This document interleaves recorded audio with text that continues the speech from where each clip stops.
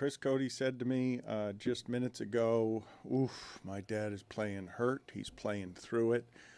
Greg Cody needs a vacation from his vacation because he goes hard on vacation. And so I, Zaslow, am worried that Cody will not have the stamina to do today and tomorrow. Well, when did you get back from vacation? Very early Monday morning. But you have to understand, if I know Greg Cody, if I know my friend of a lifetime, here's what's happening, okay? That drink package is expensive. He's gonna get his money's worth. Yeah, hello. You got that right. At what point do you feel, after how many drinks, first of all, what time do you start the drinking? And after how many drinks do you feel like, all right, the rest of these, because of what I paid, is like bonus drinks? The drinking starts with a Bloody Mary in the morning, which isn't really a drink.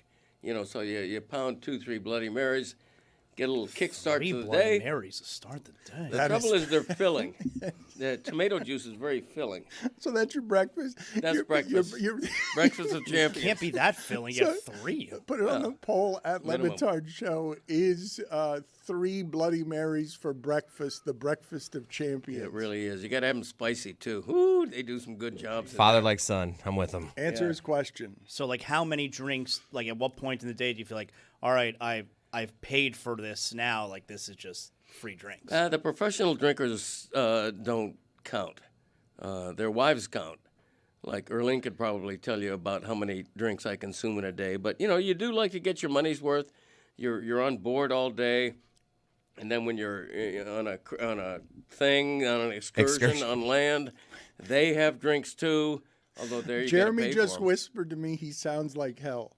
Yeah, I come look in- like hell. I feel like hell. He did cover WBC last night, You- too. did. Look, Ridiculous. he looks like he's been battered by the sea. Yes, thank you. WBC. Both, as a matter of fact. For the I mean, I can't Stutter Island. I can't catch a break. I come home from vacation. The next morning, I'm getting ready to relax all day to go to the WBC. Then the Dolphins trade Waddle, so I got to write a column on that. I tell you, they're working me, man. I'm like a donkey with a pack on, trotting around the landscape. Where's that on the catchphrase rankings? It's not there What? yet. Although I thought of a new catchphrase on the way in today. And Christopher Wow, claimed this is going to be a day. Yeah, Oh, no, boy. wait till He hadn't- tomorrow. Wait till tomorrow. Wait till Tomorrow's the one I'm worried about. Yeah, he's No. got thoughts on Cuba later. I do.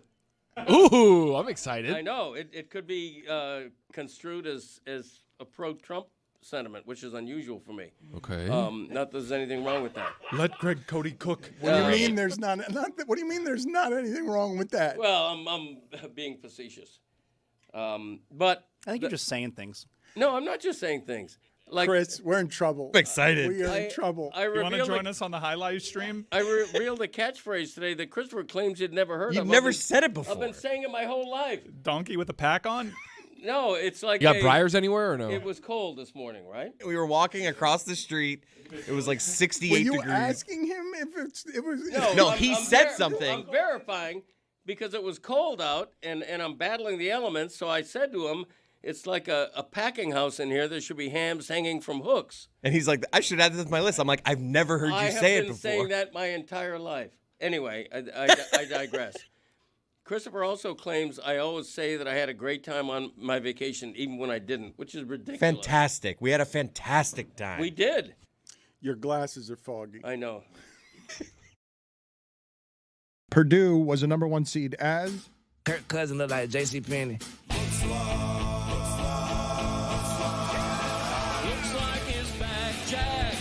It's bracket time, so make a chart. Does Jeff Van Gundy look just like the Queen of Hearts? Does Adam Silver look like a torpedo bat? Let's get Mark Sadness back on track. Looks like it's back, Jack. When the donuts are in front of you, does Andy Reid say, don't mind if I do? Adam Silver looks like a Q-tip thing, or frying a bag of onion rings. when Timmy laughs until he hacks. That's how you know that looks like is back, Jack. Let me hear you say. Looks like is back, Jack. Let's keep on doing it every year. Though Adverts has missed the bond, welcome to Tangier. Jeff Fisher looks like shotgunning beers at a NASCAR track. If you say this game's the best, I'll say it's a gag. Looks like his back, Jack. Northwestern is gone from the tournament. Jim Harbaugh looks like a casket salesman. Fairleigh Dickinson, 16 seed, rep by Mike McDaniel looked like a college student on a full ride scholarship for esports. What a run. Looks like his back, Jack. Zaz, I need some editorial judgment from you here because Schefter's reporting about sharks circling the Dolphins facility, wanting all the players. Achan's not available, and normally what's happening around the Dolphins is something that we would ride into the sky. However, during the Shadow Show, and I'm sorry if you missed it, you didn't hear the Shadow Show, you missed what Jeremy's already describing today as an all-time Greg Cody performance, and there were bets in the back at when he's going to peter out. Will it be tomorrow or will it be by hour 2 today? Because he just blew a gasket. This show requires, if you've missed it for a while, getting back in the seat, there's some rustiness involved for all of us. It's no one is immune from this. Greg Cody has just spent 10 days having 3 Bloody Marys, the breakfast of champions, for breakfast. 10 straight days, he's exhausted, he's sick, and usually you want to ride that into the sky. So choose, Dolphins or Cody? I think I'd like to continue to explore Cody's vacation. How many days were you there? It was a 10-day cruise. Boy, 10's a lot. Across the Caribbean, Tortola, St. Lucia, Barbados, Nevis and St. Kitts, and I don't care if he mocks me, we did have a wonderful time. We were there with Your mouth sounds dry, though. No, the tongue is heavy. Very heavy. Very heavy. We were there with 2 great friends of ours. People thought you were swinging with them. Well, they can think what they want. That's not a denial. You know about that pineapple on the door? I do. People also tell me the pinky ring implies something, but I've never heard that before. Yeah. I've said that many a times. Yeah, black Okay. wedding band on the right hand, too. Really? Yeah, Chris told me that one, Wow. which actually kind of starting to make sense. What's up? Hey, you live and you learn, that kind of thing. Put it on the poll at Le Batard Show. Do you know about the pineapple on? I'm hearing this for the first time. My brother was on cruises all the time. You guys are saying pineapple on the door means upside down means what? The magnet. You have these magnets, and if you see a pineapple, you walk by upside down. Surely you've walked past like all these cabins with pineapples on the door, wondering, oh wow, I guess they're really into the Caribbean. Fruit of choice. Yeah, you do a little knock when you see that. Exactly upside down. right, I'm Greg telling you Cody. that. Dan, Hey, cruise lines are often a haven, a safe haven that's true. for those that like to indulge in hedonism. It's exciting to talk about swinging in front of your son. Put it on the poll at Le Batard Show. Are He knows the other cruises swinging hedonisms? Are cruises swinging hedonisms? I would agree with that. Everybody lets loose, man. You know, nobody's looking at you. Nobody's filming you. Okay, not true necessarily, but 10 straight days Greg Cody does this. He missed what is the greatest fumigation in the history of the Dolphins facility, correct? You mean when they let Tua go and they're signing Malik? All of it. All of it. All of it. The greatest fumigation in the history of the Miami Dolphins. They've cleared out the building. Yeah. Well, that began when they fired, quote unquote, mutually agreed to part with longtime GM Chris Greer. I mean, that had to happen, and that was the beginning. That was the first domino. The other domino didn't topple for a while, but that started it. And yeah, they're in a complete reboot right now, a rebuild, whatever you want to call it, and it's a long time coming. And now the new regime is probably going to be given too much time to turn it around. I'd give them a few years and see where it goes from here. But I think they've done the right things so far. Waddle, let's not retrofit Jalen Waddle. He's a good wide receiver, too. He had 1 great season with the Dolphins and 4 or so Where would you injury think? marred Where seasons. would you think he ranked if I told you since he came into the league? Give me a number. Take a guess. Yards. Just Since he came into the league? Yeah, just rank in the entirety of the league 20-ish. because he's 11, and 11 usually makes you number one. Like there aren't that many number one receivers in the league. If I tell you that somebody who's been in the league since Waddle has been in the league is 11th in yards, you're usually looking at that person and saying that's a number one. We're not going to give him any credit for passing offense being distorted because 11th? Yeah, since he came into the league. Yeah. Feels high. It does feel high. Tony's going to double check that. Yeah, it feels high. That's why I guess 20. Well, he was overshadowed by Tyreek Hill for most of that time. And like I say, he had one really good season. He had 1,300-plus yards. He didn't replicate that. He was injury-prone toward the end. Battling. You know, we loved him for a minute. You know, we all loved the little penguin waddle. We loved it. It was cute.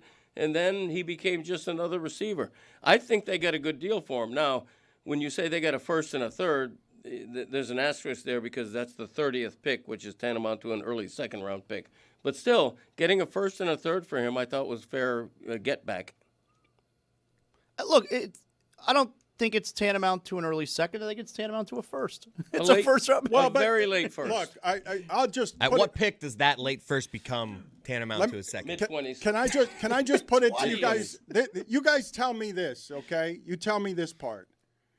If you draft someone in the top 10 and you win no playoff games with them, and then you trade that pick for something 20 picks later where the Broncos don't think they could get somebody as good as Jalen Waddle at 30, you've wasted all of that. Yeah. That's all been wasted. They're just trying to get pennies on the dollar where they can, and they got good value for Waddle. They don't have many things worth anything, but the experience, the entirety of it, you draft him that high, that needs to star for you for 8 years. Yes, that needs to get through at least a second contract. That needs to be something. Well, it got to us. No, get through. Yeah, he got to a bigger contract, though. They gave him money. Man, the amount of money that this team is spending in dead space for players who aren't going to play for them next year, like, it's confusing now to see Malik Willis in the uniform because they might, win a few games here and there and draft well, but this is a dump.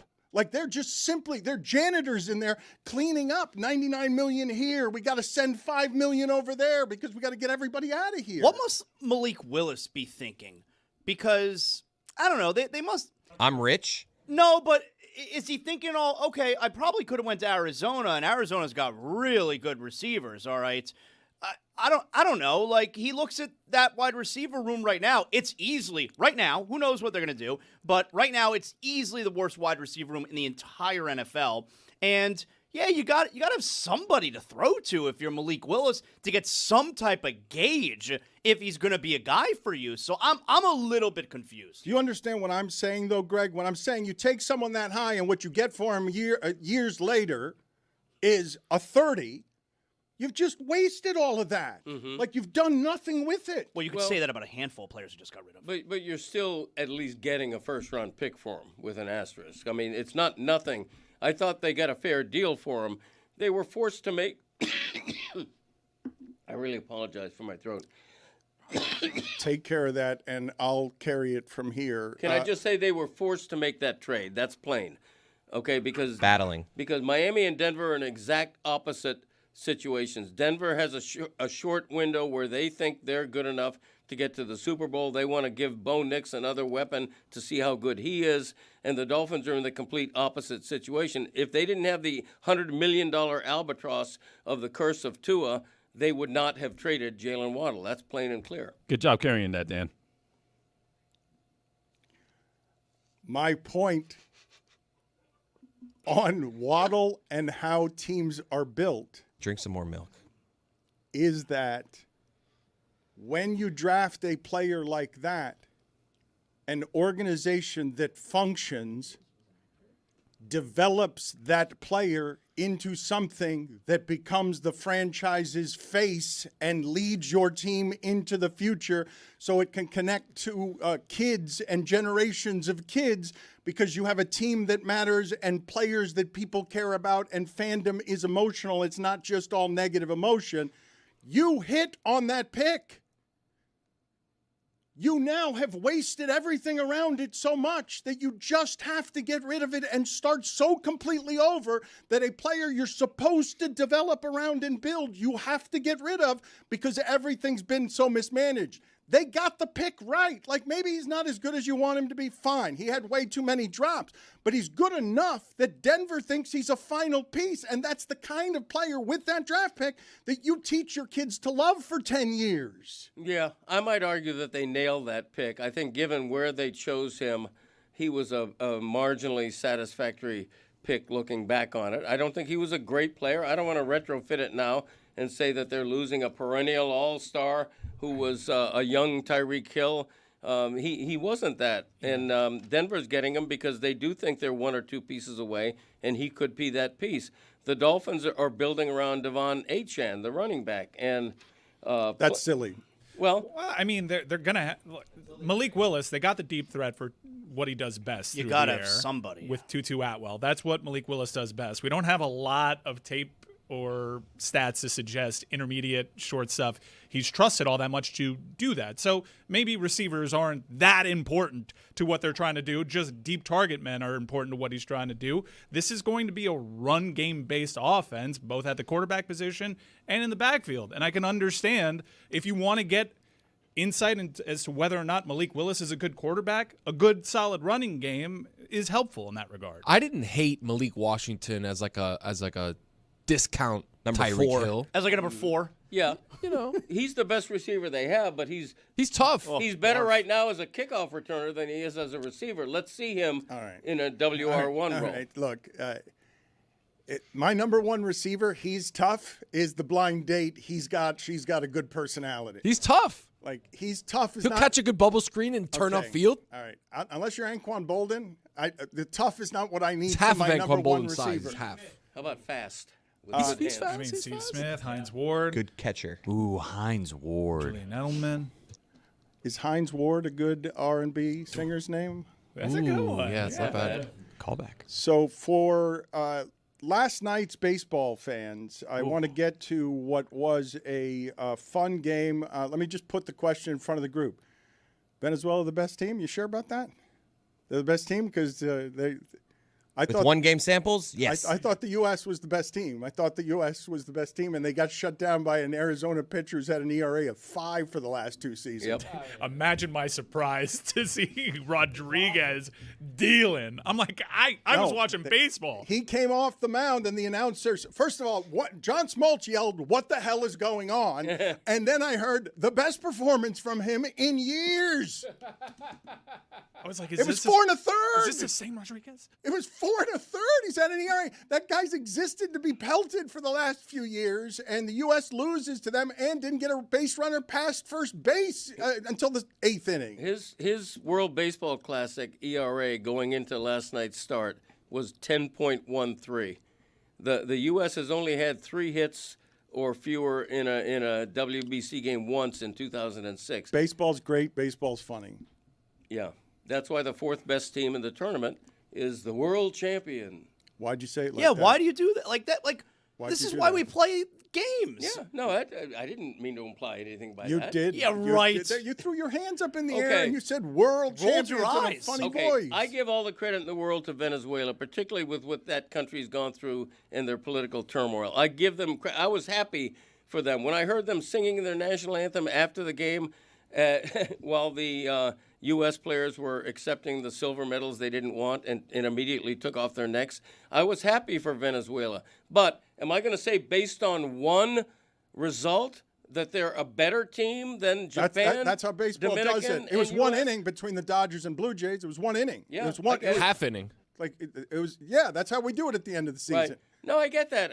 But look, in a 7-game series, you're going to have a fluky champion less often than you are in a 1-game winner take all. But let That's me get through some, because you may notice on some of the televisions here, we do not think all Latin players are Venezuelan. We are playing an assortment of highlights from the tournament because Zaslow came in today, and I was proud and happy to see it happen. He got here late, but Zaz comes in today and he says, "Latin players are fun."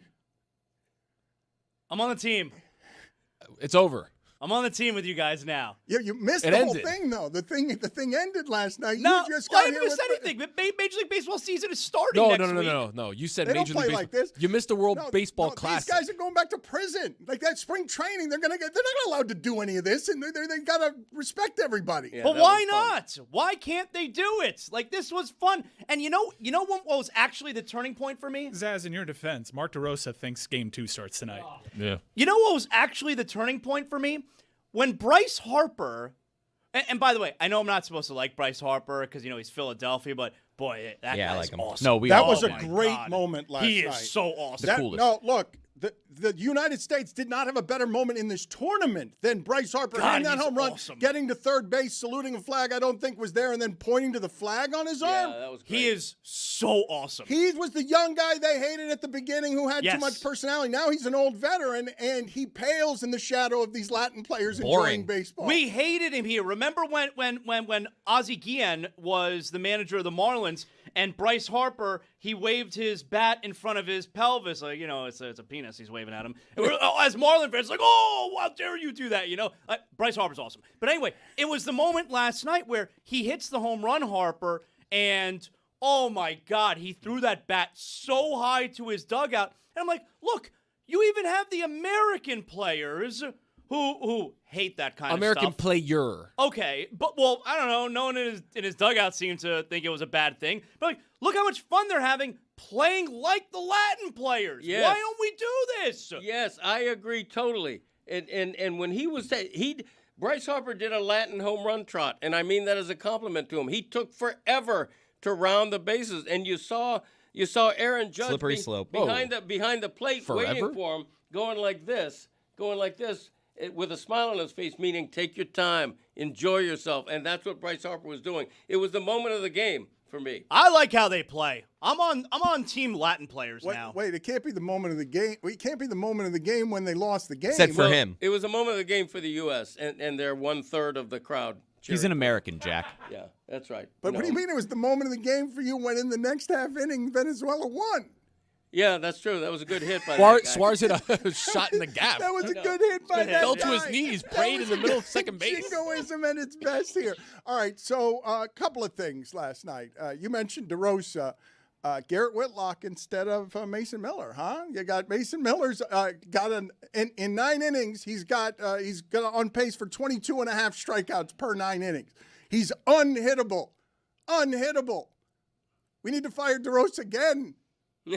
This is the weirdest situation because what he said after the game is he was honoring the Padres' request that Mason Miller only pitch with a chance for a save, with a chance to win. Except when you go into the 9th inning in a tie game, you will never have the lead again unless you've won. That's correct. So that is essentially a save situation. But He this had stuff is one inning in him. negotiated. So, I get your point of there's no difference there, but if one thing was negotiated, maybe his hands were tied. Yeah, I get it. Oh, But no, also, but no. that situation is essentially a save. And it's crushing. And Mason Miller was infuriated. He's ripping off the silver medal afterward. He wanted to pitch. He wanted to pitch. So the game, forgive me for not knowing the name of the closer for Venezuela. It is escaping me. He plays for the Cubs, and they had to call the Cubs before the game. The Cubs were not going to allow him to pitch because he pitched in their last game, and they didn't want one of their pitchers throwing 2 games in a row. Palencia. Thank you. Palencia, they had to call the Cubs and say, it's for his country. Yeah. Please. And they said, okay, only under one condition, if he's pitching for the save in the 9th inning. And they allowed him to go out there. Are we playing for real or for not? Like, are we playing? I believe there were negotiations like that for every pitcher before every day. Like, they had to call their teams and be like, what are their availabilities? That's why doing this in March is a little but what odd. I'm saying is that Venezuela got the Cubs off of their position. They negotiated something better. He wasn't They supposed went to pitch back. back-to-back He days. wasn't supposed to pitch. The Cubs did not want him to pitch. Can I ask you something? No. And what? Like, what if he wasn't allowed to pitch last night and the manager's like, I'm trying to win for Venezuela, and he wants to pitch. So No, you I'm can't doing do it. that. Why not? What happens? Because then? if you blow out his arm, if he blows out his elbow and you defied an order from the organization, they could sue you. This also isn't Really? the Olympics, right? Like this is run by Major League Baseball. So it's a different thing than it being an independent event from Major League Baseball and going out to Manfred's the Olympics handing and out making the those medals. choices. Exactly. Okay. Yeah, but imagine that you defy the order of the big league club and a guy blows out his elbow. And Mason Miller in particular, by the way, who's like what we've said, 280 pitches now he's thrown without allowing a hit. But the player should have a say in that too. It shouldn't just be the club. The player should go to his club and say, "This is my national team. I'm trying to win a World Baseball Classic. If they want me to pitch in the 9th inning on 1 day's rest, I'm going to do that." Yeah, and then what happens? Like what does the club then say to that Right. player? I mean, if you want this thing to be special, it's like Inter Miami calling up Argentina in the World Cup and being like, can you limit Just our, 70 our, minutes our guy to like 30 minutes, Yeah, a it's little ridiculous. soft jog in a knockout game? Like, I get that this thing is still growing. I understand the economy of these arms. The in timing of particular. the arms. Their And arms aren't ready. And the timing, yeah. I mean, soccer season's like, the off season's like 4 weeks long. Yeah. I mean, I get what you're saying, but I miss me with that. I don't like this for international competition. I get it. I'm glad that it exists. And if Major League Baseball is the one that made this exist and is the one governing it, that's also a different story. It's not an independent governing body like FIFA is. But I don't know. I don't like it. Well, at least one player from each of the finalist teams last night went on the record saying this is bigger than the World Series. Okay, and that's the first time that's ever been said about the World Baseball Classic. If that's true, It's not the first time it's been said. No, They've no, been but it's saying also it not here. true. It's not true. I know, but because if it has a they're- chance to be true, they can blow out their arms in the World Series and people understand. if it has a chance to be true, though, you have to put your best team forward and try at all costs to win that championship. Let me extend, though, a little bit of what Mike is saying, where it is the consumer, the customer, the person to be entertained gets boxed out here. When he says, miss me with that. Well, no, not exactly, because these organizations have to protect their assets, and you are seeing in basketball that the human body's not meant for how they're presently playing the game. Same for baseball. Same for pitchers in baseball. Like, Yeah, no, I know so, all the so arguments. no, but when I say that, an organization, if it's already a risky bet to give these guys non-salary cap guaranteed money of $200 million and you don't know if they're going to miss the next 15 months, it's got to be on your time and on your dime. It can't be playing for anybody else. You guys can't have part-time jobs here where you put in peril this job here. I get it, but that's why statements like this is more important than the World Series, even though this is a player's perspective and he's probably, drunk with the emotion. What is the player's perspective? I mean, I get it, but it's not true. You're Because Paul Skeens is not being told, hey, you can only pitch twice in this postseason. No, you're right. So there's just a disconnect here. We're not going to agree. This is a great exhibition. I love international competition. Look how fun this stuff is. But this is not a serious competition if you're putting limits on some of the best players. If Yamamoto can only pitch twice, that's not the truly best on best. Yeah, except I will say, like Major League Baseball, Steven Strasburg is a wonderful example. The Nationals limited his innings as they were chasing a playoff spot for the first time in a long time. Teams do this. Now you have me longing for a World Podcasting Classic where we all do podcasts based off where we were born. It'd be me and the whole Pat McAfee crew. Who you guys with? Could I be like Posada and just play for the Italians? Yep. Mike's right though. If the We teams make it the salad would be the name of the podcast. Wait. He said Mike's right, though.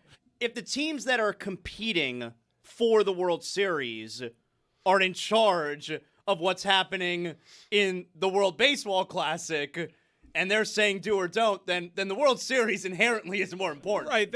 In international soccer, for an example, which is the gold standard of international competition, sometimes a player has a soft tissue injury that the club is weary of, and they can collaborate with the Football Association, and depending on the gravity of the game, be it friendly or if it's a qualifier, sometimes the Football Association of the country agrees, we're going to rest him this time, he won't be out there. But I mean, if it's a knockout stage or World Cup or an international competition on that level, the club's just crossing their fingers their investment doesn't get ruined. Dan, look at these clips. You see how excited these the Latin players, they have fun, man. They're so excited. These aren't the Venezuelans. The best game of the tournament was Venezuela and the Dominican Republic. That was the best crowd. Without a doubt. That was the best. The energy, people dancing in the side. That was amazing. This is an interesting thing to me, right? We're going to talk about, again, the fall of Cuba because Greg Cody has opinions, and I don't know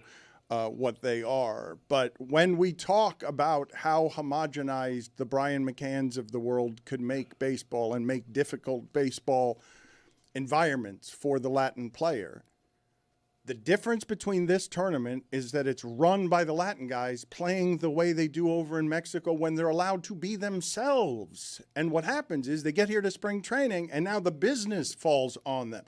So that 50 spring training innings, the way you guys have to understand, these athletes right now are machines. There aren't fat baseball players anymore. Like these players are physical machines, and there are only so many pitches in an arm. So throwing 50 in spring training is not the same as throwing 35 here. Because 35 here, he's all juiced up trying to throw the ball 104 miles an hour. Spring training, he's just trying to get his body right for 3 months from now. But this is what caring looks like. This is what you want your basketball all-star game to look like. This is what you want the athletes caring about what they're doing. The Latin players do care. They love baseball. It's the business that beats them out of it and beats it out of them, and America. Like, America beats it out of them. Soto is joyless in a Mets uniform. He makes more than anybody. Here he's running around second base. He's go at this in the sky. He's like, yeah, I can be myself. It's amazing to watch. For 2 games. Yeah, just for a couple. Yeah. I can be myself, but just over 2 games. 6 at-bats. Yeah. Starting tomorrow. Don't do that. Look at the excitement here and listen to it from Eugenio Suarez when he's talking about what it feels like to win this for him. Can you describe what this means for your country? I mean, what can I say about this? It's amazing. God is good. All the glory is for Lord Jesus. He was with us the whole time. We have to glorify. Put his name in front of everything. And nobody believed in Venezuela, but now we win the championship today. And it's a celebration for all the Venezuelan country. You'll go ahead double in the 9th inning. What were you thinking when you were standing on second base? I just prayed at the time. Going to my family out there, they was happy for me. God is good, man. God is good. Eugenio, what made this team so special? The union. We are together the whole time. We're not just teammates, we are family. This team is awesome. We are family here. That's why we play with passion, with love, because we feel the jersey, we feel our country in front of us. That's why this is a lot for us as players, as a people, as a human beings, and as a Venezuela. Now we are the champion. And so pair that against multi-time champion Derek Jeter, legend of American baseball, saying from his perch atop championship baseball, yeah, what you just won there, that silly thing. Don't talk to me about it. Passion's been unbelievable, and we've heard a lot of players say bigger than a World Series. Bigger than a World Series, Derek Jeter? I think the people that said it's bigger than a World Series never played in a World Series.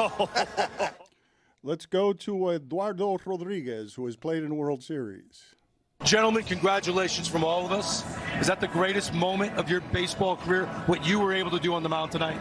I mean, I tell you what, like, I won the World Series a couple years ago, and there's nothing that I can compare with this, you know. Like, this is the greatest moment I ever got on the mound, pitching like that in front of almost like our home crowd, you know, like the whole Venezuela was here. And I know our country back then, everybody was there too, you know, so I can't compare this moment to nothing. Be on the mound like that and have the whole crowd like on us all the time is just something that I can't even tell you how I feel right now. It's not a home game for him. Like, it felt like it because of the crowd. And all of Doral was there, Dan. Yeah, like, I mean, they packed the place. I was surprised, actually. I was legitimately surprised at how loud a noise the U.S. made because I thought it was going to be even more Venezuelans in that ballpark. That part's interesting, though. Don't you find interesting what happened there with Jeter where he's sort of dismissing the emotion of the moment? No, it's the opposite of interesting to me, actually. What would make it interesting is if Jeter sitting up there would listen to what other people are saying, including Aaron Judge, who started this narrative a couple of days ago, saying it's bigger than the World Series. He played in the World Series 2 years ago. But Jeter, it doesn't matter what other people are saying. Like, he has this one train thought where, no, this is the way it is, and it doesn't matter what other people are saying and what their experience is like. I'm not going to say he's a nothing. I'm very close. I'm very close to saying I'm not going to say he's a nothing. I'm very close to saying it. I'm not going to say he's a nothing because, I mean, this is a multi-time World Series champion, all right? I'm not going to say he's a nothing. He had some great teams. But he's like really close to being a nothing. He's very close to being a nothing. He's very close. He's got nothing to say. He's got nothing to say. He never has anything to say. He sits up there and he's like, thoughts. Alex and Big Poppy are having fun. They're joking at each other, and he's there like, ugh, you guys are making, he has disgusting. no thoughts. Give It's me a a name, break. that's all. Big name with a shell around him. He stinks. No, I agree. He stinks. I agree. He does. I watch it on mute. There's nothing for him to say. I'm going to get aggregated. Le Batard says Jeter stinks. No. Yeah, why'd you say that? No. Jonathan Zaslow says Jeter stinks.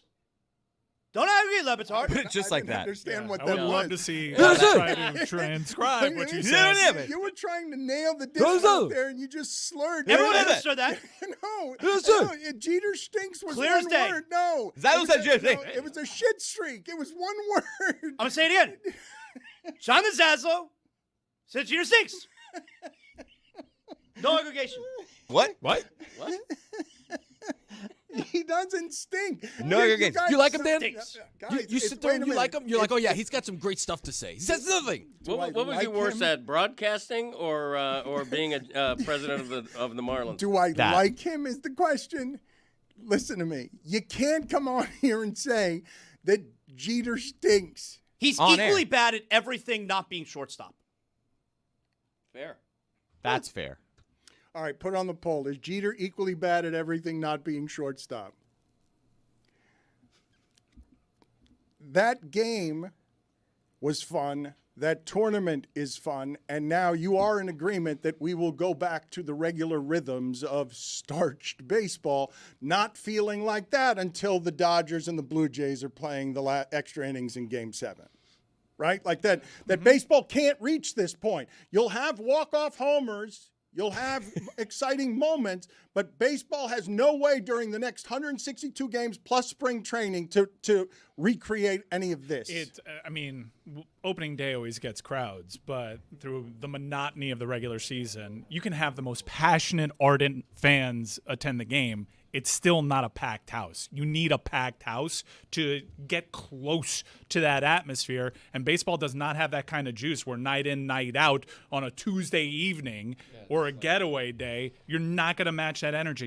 You're not going to come close. And what you say is accentuated when the championship game and a lot of the big games are at the Marlins Stadium, where a month from now, on a Tuesday, against the Padres, they're going to have the usual 11,000 fans. That's a good crowd. I do love the idea of Manfred sending out an email to the MLB right now of like, hey, mandated fun. I need it. Every homer, and now at all these spring training meaningless games, you got guys like, let's go. Well, but the other element of this, we're not even talking about this, right? Because the reason all of this is seismic is because there's nothing better in sports than patriotism, country pride around your flag. Like, everybody understands it.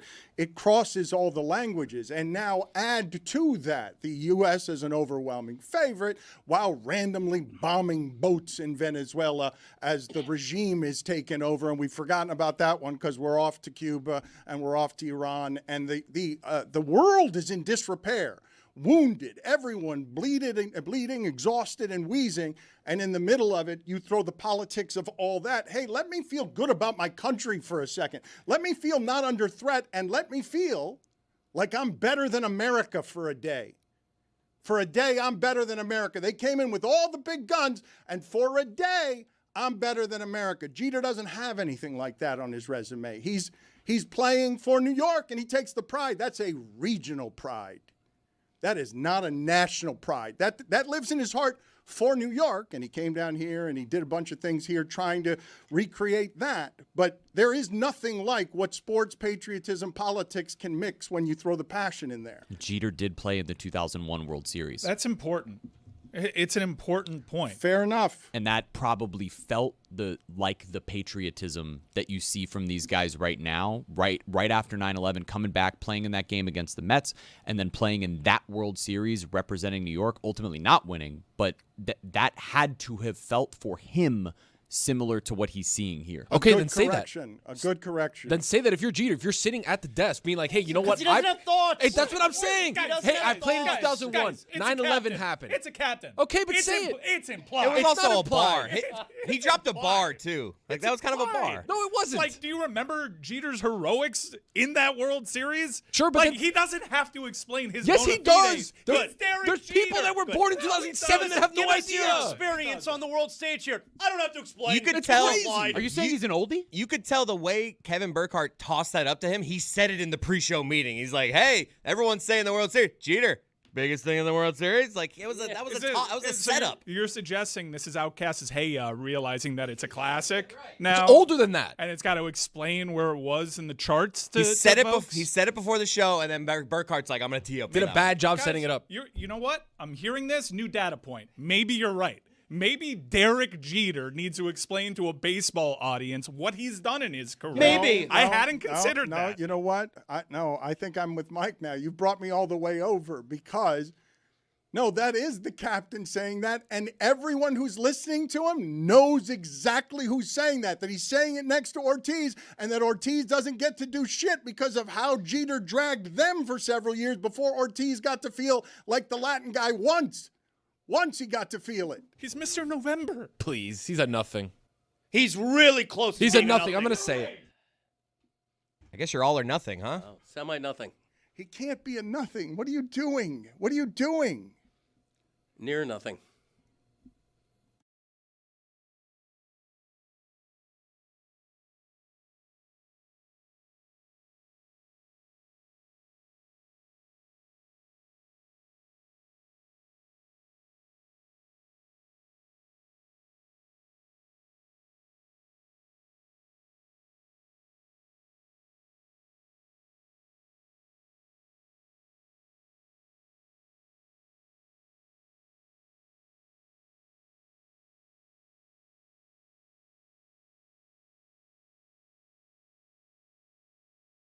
Coming up this week on the Alley Oop, Jaylen Brown, MVP, lock it in almost, as well as Toronto Raptors fans, stop letting your damn kids hit the players in the head. What the hell wrong with y'all?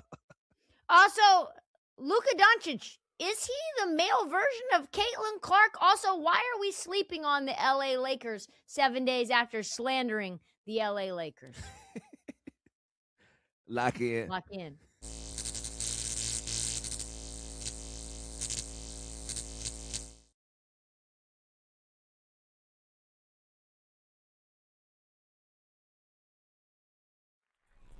When you're taking your shirt off and using your body as comedy, you're going. That's Florida, bro. You're going That's Florida. maximum That's Florida, man. That's Florida. When did you decide to start doing that? When was it encouraged? When did that become your signature? The idea that you're up there just throwing your body at the people here in a tight pair of jeans, shirtless. I was. The jeans have gotten tighter the fat I've gotten. They weren't always tight. My daughter said Baby Walrus needs to move out of skinny jeans. I started doing it just to cheer myself up because you get on the road and do like a Thursday night and you'd be like, I got a whole weekend ahead of me. This is gonna be a long weekend. I'm missing my family. It's not sold out. So I would rip my shirt off and kill a beer to make myself giggle because I thought it was silly and to remind myself this should be fun. And then one night I was in Columbus, Ohio. I ripped my shirt off and killed a beer. And then something happened in the room and I forgot to put it back on. And one of the comics I respected was in the back and he was like, bro, you just did a whole hour with your shirt off. And how does this work with comfort with your body? Because not everyone can do that. You're the first to be doing that. Not everyone is comfortable enough with their size to be in front of thousands of people shirtless like that because it is funny.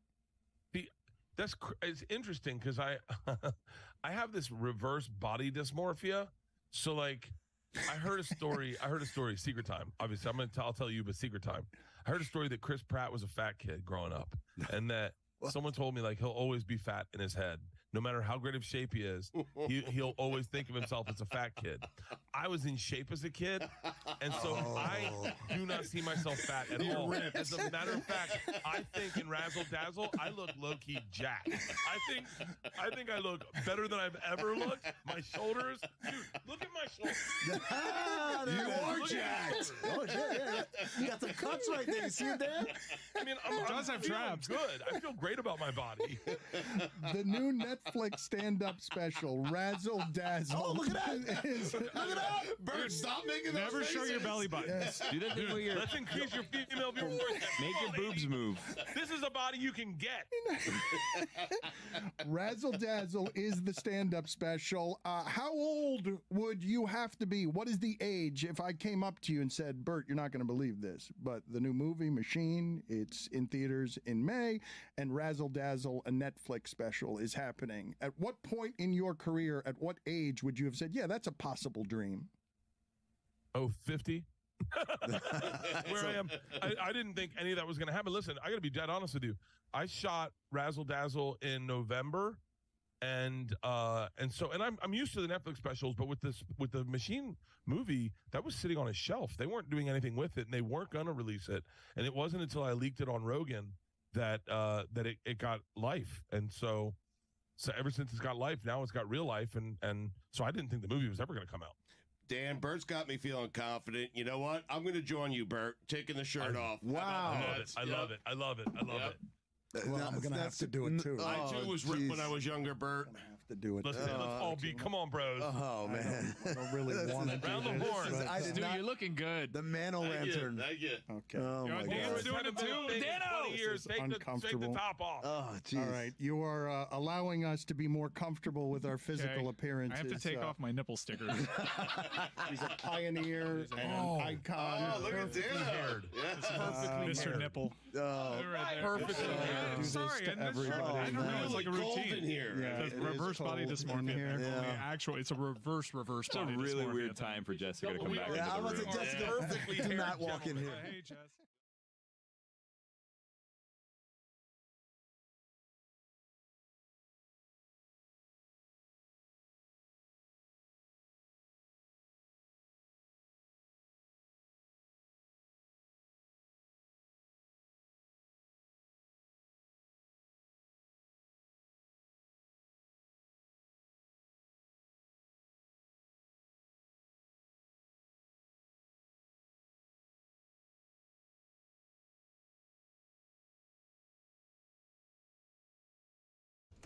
This episode of the Dan Le Batard Show is presented by DraftKings. DraftKings, the crown is yours. Dominique Foxworth is with us here. I saw that he had some things to say about what the Dolphins are doing, so I am interested in his expertise. And I will also tell you that overnight, the WNBA collectively bargained the settlement that will allow everything to go further with peace. So the WNBA, the details aren't out yet, so I'm not going to be able to talk about it intelligently because I don't know who got over on whom. Maybe Dominique can help us there. But I also thought of Dominique because I saw that the NFL union has gotten a new head with J.C. Treader. And there are two human beings in my life that I've met from the world of football that I thought could run that union in the correct way, being human, moral, upstanding, and really fighting for the players. It's Trace Armstrong and Dominique Foxworth. And I don't know if he wanted that job or how interested he was. I did see some reports that he was considered, but I wanted that job so badly for you. Even I don't know what happened there, but I wanted you to be running that union because you would help that union. And those two names are just totally random, not because they're my friends or anything. Yeah, I mean, I don't know. I don't got much to say on that. You hit me with the bait and switch. I got a text saying you wanted to yell at me about the Dolphins. Then I get on here and I have to talk about controversial union issues that I mean, it was a job that I interviewed for, but the decisions were made, and I wasn't the one who got the job. So like, I'm happy to support the players in any way I possibly can. And I don't have any inside information on the basketball union, but to speak into the fact or the the desire to like support and protect players. I think that's where my opinions on the Dolphins situation and any team that feels to be like shortchanging their players in certain situations, that drive comes from there. And I think sometimes it might even annoy the players because the suggestion is that some players aren't good enough. But it does feel like that's not what I'm saying as much as it's that I don't like organizations that seem to want to bottom out in order to have success, because football is much different than other sports. Your career is really dependent on the people around you, and it's very short. And I know from experience, if you're not on a good roster at the right time, and everything that you sacrificed and worked for, it kind of gets thrown by the wayside. And that frustrates me. And very few people, I think, are willing to call the teams to task, because most of us are like smart enough to be like, oh, but I see the reason why they're doing it, which is like, cool. I think if ends justifies the means, you can see the reason why a lot of people do a lot of unethical things. So you object to what the Dolphins are doing because they're tearing it down, and they're going to have 11 draft picks, and they're going to have 7 in the top 100 in this draft, and they've got to clean up the finances of this because they've got more dead cap money than anybody. So the business of it, you understand, but you're offended by the idea of it?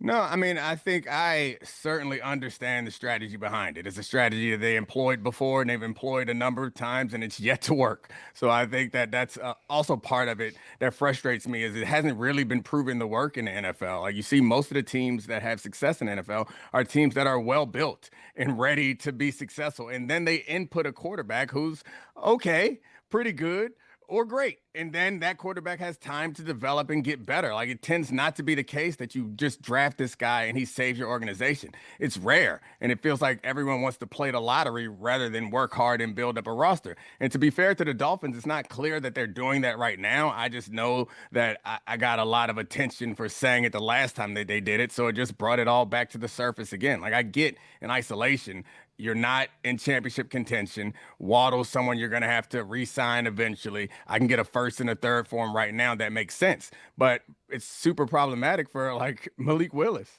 Like, he's worked really hard. He seems like he's got a chance. He comes there, and then you start to trade away his best options. And it seems kind of clear that you're angling for a first-round draft pick next year in a draft that people think is quarterback heavy. And that just kind of sucks to me in my mind, where it's like, all right, this guy has a chance. There's lots of guys on that roster that are good and feel like they have a chance. And you are not doing everything you can for them to be successful. You're doing everything you can to set up to get a draft pick next year, which, again, to be fair to the Dolphins, maybe it's not what they're doing, but it sure looks like. Do they owe telling Malik Willis beforehand, we're going to trade Waddle?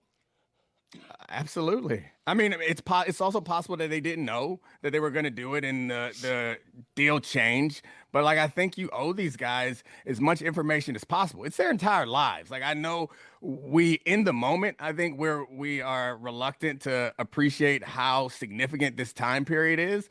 But, like, you've trained your whole life for this. You're not prepared necessarily in a way to do very much else. The point was, like, all of us who've gone to this professional athlete route, is that you make your big hit here. And then what you do for the rest of your life, you figure that out later. But the point is, the reason why you sacrificed and you've committed so much and you've foregone other opportunities is because this is your big chance. And for Malik Willis, this deal was like, all right, this is my big chance to show that I'm a starting caliber quarterback, and to get that humongous deal or humongous extension here or humongous deal elsewhere, like, this is my opportunity. And rather than giving me all the tools that you possibly can for me to have success for this opportunity, you sign me to this deal, and then you get rid of the best receiver that I have. And I know they want to build around HM, but we'll see what happens to the rest of that team. If someone else comes along and offers a good deal for quality offensive linemen that they have, I'd be surprised that if the Dolphins aren't looking to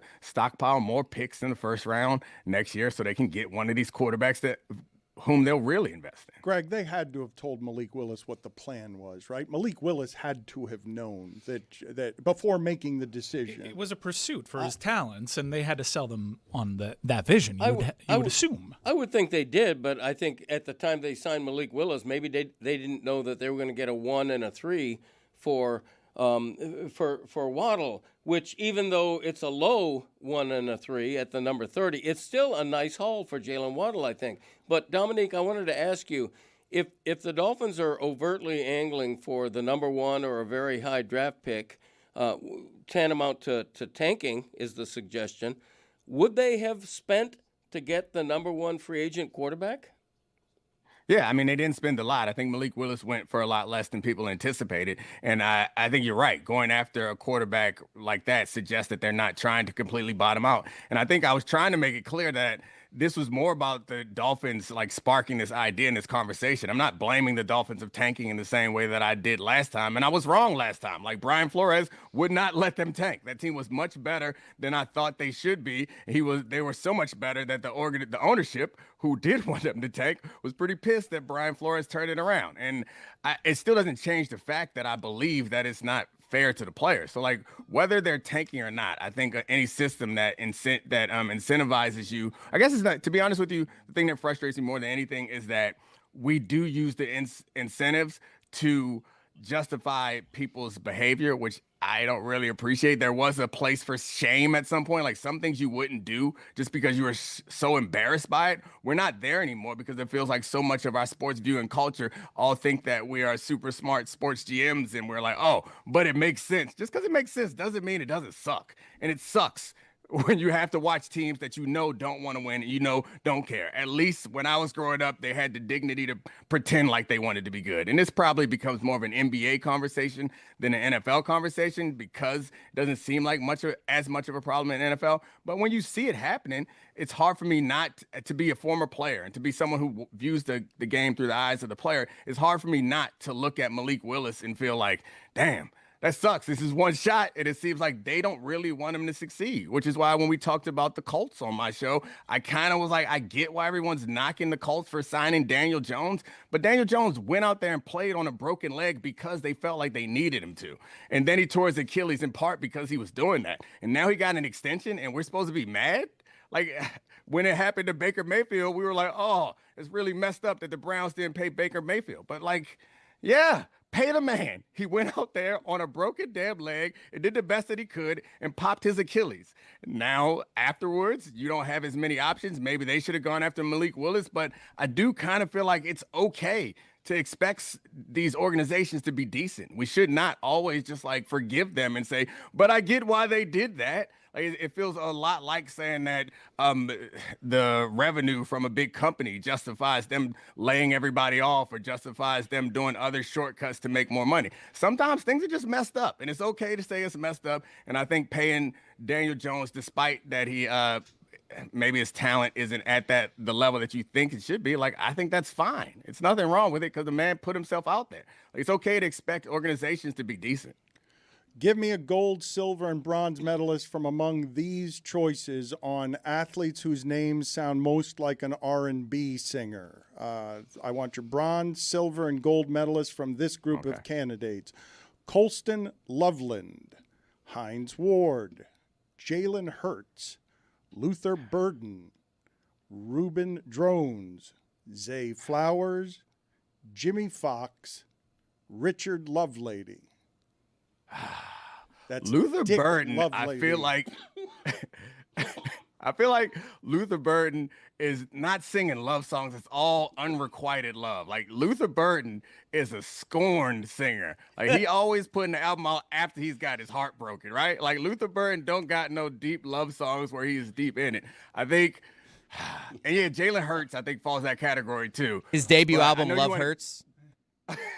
I know you wanted gold, silver, and bronze, but what jumped out to me more than anything was what type of music they would make. And I mean, Colston Loveland, that boy making sex songs. He making all the sex songs, the most graphic, Jodeci-esque joints that is telling you all Dick of the Lovelady. detail. That's Dick Lovelady or Jimmy Fox.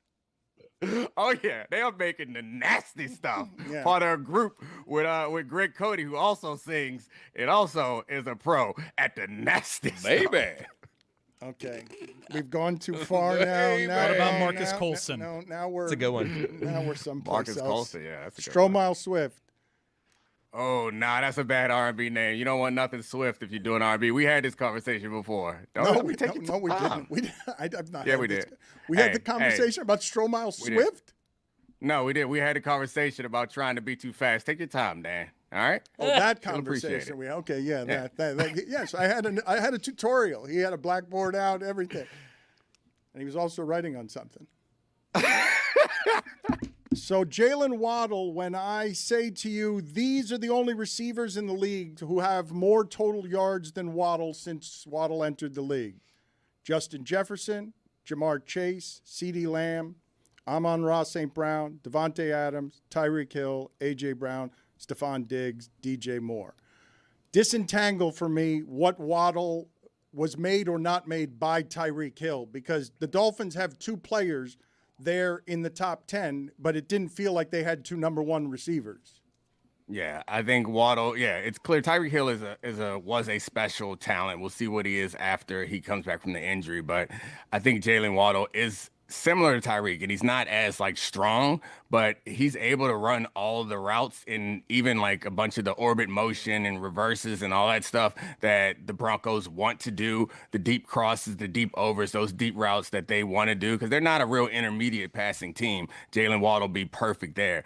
I think the situation is also like, this goes back to where we started. Like, the situation tells you a lot about the results that you're going to get from the player. And I think obviously the situation in Miami has been up and down. So it's hard for me to project, because you can put together a tape of Waddle in the NFL and say, this guy is a true number one, but he's been there the whole time with a quarterback that I think that most of us recognized that they had to do some things to support him, and he wasn't as good, in a receiver that's one of the greatest that ever lived. So I think it's hard to really project the level of talent that Waddle has, but I could see him going out to Denver and having incredible season because they do all the stuff that he wants to do, and he does well, and they have a quarterback who, when he is accurate on the deep ball, is as good as anybody in football.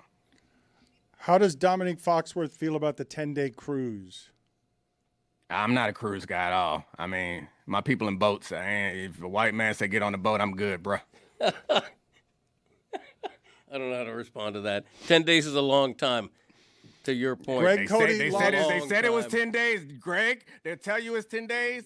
400 years, Greg. Okay. 400 years. 400 years. I hear Don't you do that, Whoa. Greg. Careful. You don't do that. Now. Greg, I'm sorry. Greg, I'm sorry. Oh.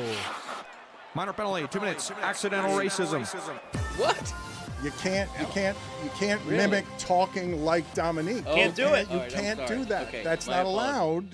allowed. That's what just happened, correct? Yeah, can't do it, Greg. Can't do it, huh?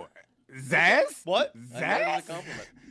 Zaz of all people. Be respectful. Look, Dominique did this on purpose, okay? Not since David Sampson had this reaction to being asked about Cuba.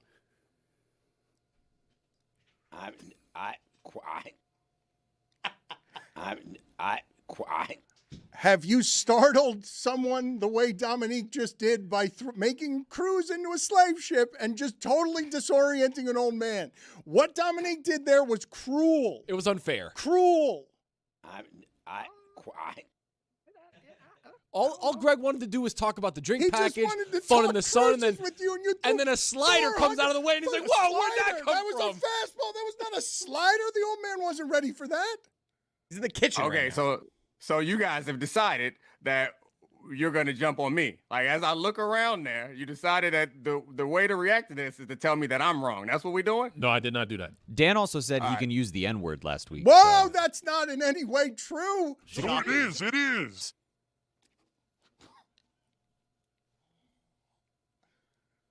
What you got to say about this, ass? We got a pass. Tony was happy about it. I don't like what's happening with the inner monologue where it's now planting contaminated, corrupt You're the one that thoughts. said it. I'm the one that has to rationalize it. I'm allowed to use the N-word. That's edited. Truly shocking. And he said it. What? Not AI. It's exactly what he said. Those words came out of Dan Le Batard's mouth. I'm allowed to use the N-word. Dan. Were you in Key West? Yeah. Yes. On a boat, bilking the company money. Interesting What? timing. Yeah. We haven't seen anything come out of Key West. What's the content? Where is it? Check YouTube. Dry snitching. That's a wet snitching. You Deflection. spent 6 days in the Keys. Deflection. You went for a weekend to the Keys and got on a boat. I don't know what to do with that. Oh, no, it was his boat. He could get on. It wasn't his boat. I mean, it was only one person on there. He could have whooped their ass if he needed to. That's what it comes down to. Yeah, that's true. Mike, you haven't been paying any attention to what we're doing here because you've just been giggling with Tony back there. So unleash upon the American public whatever it is you two have been scheming. Dominique, we have a brand new game. Yeah. White actors that sound like they're about to drop a fire R&B album. We begin. John C. Reilly. The visuals contaminate that one. Yeah. 2, Channing Tatum. Rob Lowe. Chris Pine. Luke Perry. Jodie Foster. Eric Stonestreet. Keanu Reeves. Tommy Lee Jones. And Vern Troyer. I feel like, is there... Too I soon. kind of feel like it's just names. Like, you do some that don't sound like it because it just kind of... Am I just bad at this game? Because I feel like we could imagine that just about anybody with a name that doesn't sound silly could be an R&B singer, right? No, Eric Stonestreet. That's a 4-star. Yeah, that's fair. Fair point. Like Blackstreet. That was a good group. Greg, are you okay now? Yeah. So did you want to talk more about your 10-day cruise with Dominique, who seemed to be cruise judging you from what I can tell? I don't know why he'd judge me. It was a beautiful cruise, lovely cruise, some might say. Went to the Caribbean islands, 5 of them, and it was glorious. It was just glorious. Then again, when you spend that much money on a vacation, you're predisposed to think you had a great time just to have gotten your money's worth. So I don't know how much of that comes into play. For me, I really did have a great time, though. Dominique, is 3 Bloody Marys to start the morning on the cruise a little too much? That was his breakfast every morning. No, not for Greg, man. You do whatever you want, buddy. Like, Thank enjoy you. yourself. Thank you. I'm not a cruise guy in general. Like, aside from the original reason why I don't like cruises, like, I just don't like being, like, I don't know. It feels like you're captured in some ways. Just take me to an island or take me to a city I want to go to and let me go. I can go do what I want to do. All the things that you do on a cruise ship, can't you do it like in a city? I'm just not much for being out on the water, I guess. Captured? I didn't say it. You did. You did say it. I'm repeating you. What do you mean you didn't say it? You said it. What do you mean? I said capture. I was talking about on the computer where you have to like do the little test to make sure you're not a computer. Oh yeah. You know what I'm talking about, right? I am told right now from our video offices that Tony, you mock Roy and you said he didn't produce anything from Key West. He went there for 6 days, and I'm told we have the content now. Wow. We're getting beaten by a bunch of children. What? And that concludes. That can't conclude. What is this? He was Weapons? there for 6 days.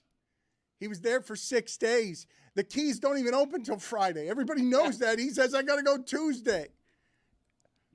What? How is there not more content than that? That's what you put on YouTube? Yeah. 6 days? You half a second a day. Good job. Way to support your teammates. That's way to go. Yeah, well said. All right. Appreciate you. Now, when you guys want to go, bilk the company. Dan's gonna be tough on you. You guys gotta sit up and. Attaboy. Yep. Good job. Let my boy cook. You We sound love that. dumb. Yeah, we love that. Keep going. He's trying to support me. I disagree vehemently. Way to go. Dominique, you were crackling like crazy, and I don't know if we're going to keep you or you're gone because your Zoom connection allowed them to just make fun of you. You were owned during that segment because your computer betrayed you. Because He tried to dunk on us, and you sounded like an idiot. He was dunking on you. He thought he was dunking Sounded like on you. Speechless. Dominique Foxworth show with Charlie Kravitz. Oh, Christ, man. Still stupid. We got to let him go, I guess, right? I mean, if his connection's not working, we can't keep him, right? Go download the new Vern Troyer. Okay, see you later. I would have liked to have talked to you about other things. Just keep him back there doing that the entire segment. That won't annoy anybody. just have him pop in occasionally, throw in 3 seconds of Roy, and boom, we got magic. We got our next contract. Just throw it all together. We'll mix and match. We can make chicken salad out of anything. You give us a bad computer. You give us Roy. You give him 6 days in Key West. He comes back with 3 seconds of work. And a second place finish. Roy. Was it second? He didn't say. Oh, not even second. Did he finish second? I just knew he didn't finish first. That's all I knew too. We finished third in the turkey category in the barbecue. The sad category. You're the first turkey in my heart. The saddest of the categories.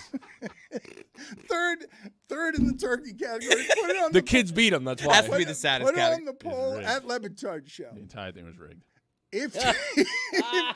If you go to Key West for 6 days and you finish third in the turkey category against the kids. Turkey category. I would have just said third. No. The turkey category. Yes, 4 meats.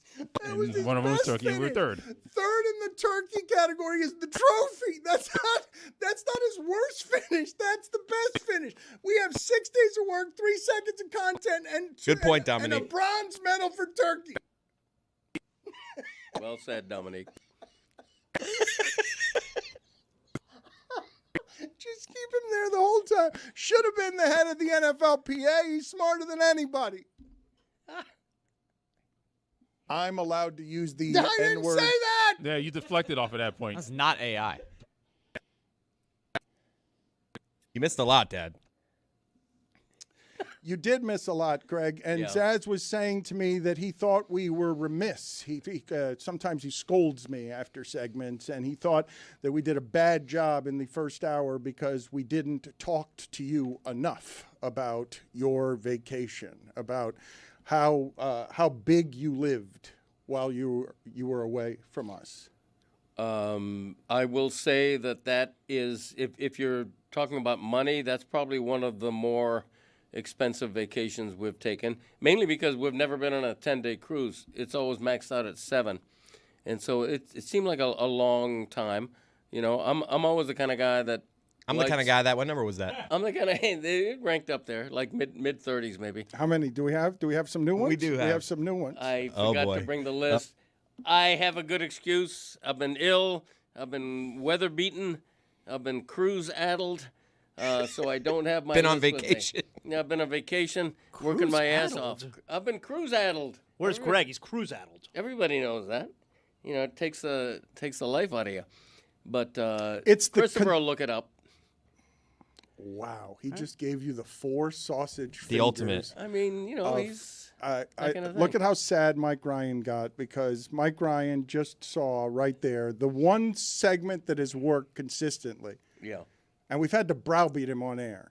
We browbeat him. Wow. Bring in your catchphrases. I got no brows left. Why do we need brows? Have you seen somebody without? That's why we want need to them. shave yours? Yeah. Mike Brown. I would shave my brows if all of the rest of you did. Nah. Royal did it. I'm sorry, my name got mentioned. No. No? Okay. I'll keep it out of my mouth. All right. There you go. No, Your glasses are foggy. I know they are. It is warm in here, though. To his point, It is it is warm in here. Tell It is. Chris to cut that up. You guys don't pay the AC bill around here? What's going on? Ridiculous. Outside, it was so cold. You were ham hanging from, what were you? It's like a packing house in here. There Look should at be this hams team. hanging on Look hooks. at this podcast comedy team right here. Yeah. Which country are you Go representing listen again? to their. I'm actually with Ireland. People pointed out Ireland's a banger. We got Bill Burr. Go we got listen. Andrew Santino. I'm producing that thing. Go listen to 30 through 50 Conan.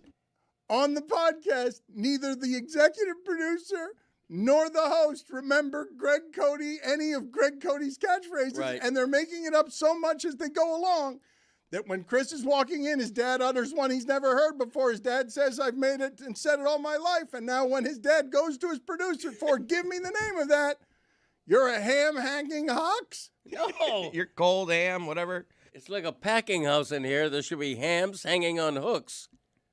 Get it right. Too many H's in that saying. Yeah, that's the beauty of alliteration, isn't it? Too many hams hanging on hooks. Exactly. Thank you. All right, I do have his 2 from this week. Yeti What numbers? Yetis. Oh shit, I need that. They're 30 and 29, I believe. Ireland's getting knocked out on the group stage, Chris. Sorry to tell you. So on and so forth. Yes. That was one. Thank you. Didn't invent that. I made it my own. What? I say it a lot. I say it routinely. No, I didn't like that one. So on and so forth. But that's not yours. That's not like. Who invented I'm it? balling the jack. Like, I mean, that's not. Who made it the Charlotte? That one's great. Those are catchphrases. Look, Who that's invented so on and so forth? Did you not see who invented so on and so forth? Who made it the salad? The answer is I did. Look, you invented this. Who made it a salad? And the way it becomes a catchphrase is that, look, when our show was in its heyday, people Tony's age would gather at parties and they'd jump around to who made it the salad? Who made it a salad? Who made it a salad? Greg, my daughter loves Who Made It the Salad. She's you. 14 months old, and I went in and I was like, babe, Greg Cody dropped another banger. And I told her, who made it the salad? That's how. My daughter started laughing out of nowhere, and every time I did it, she laughed harder, Greg Cody. Thank you, Tony. Anytime Italy did anything in the WBC, I was standing on my couch saying, who made it a salad? Nice. Very nice. But that's how a catchphrase works. And now imagine him standing on his couch and so on and so forth. I feel like you guys will like this other one. I just don't understand how and so on and so forth It's bad. is better than your other 20. But we're only in the 30s. You said 29. I think we're at about 30. We still haven't gotten to who won. But like you see, everyone loves Who Made It a Salad. But I was You're like number saying 33. that so on and so forth is better. Well, that's my list. We hold on. In Greg's right about that. defense, like we weren't aware of Who Made It a Salad until this list appeared. Right. It Who wasn't made it a salad? It was. Oh, wow. That was crazy. I enjoyed that very much. It's like stereo. Can you tell me, Jeremy, please, so on and so forth, how fossilized a phrase is that?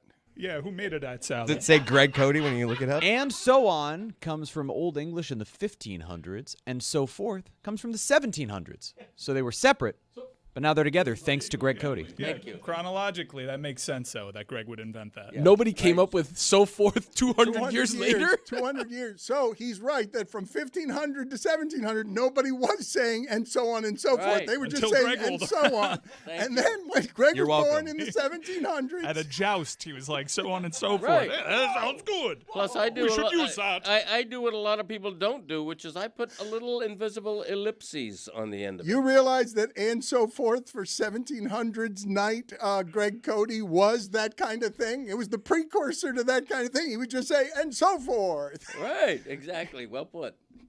The next one is better. It's Well, it has to be because yeah. it's ranked higher. You're right. This is said like a parrot. Very good. Well done.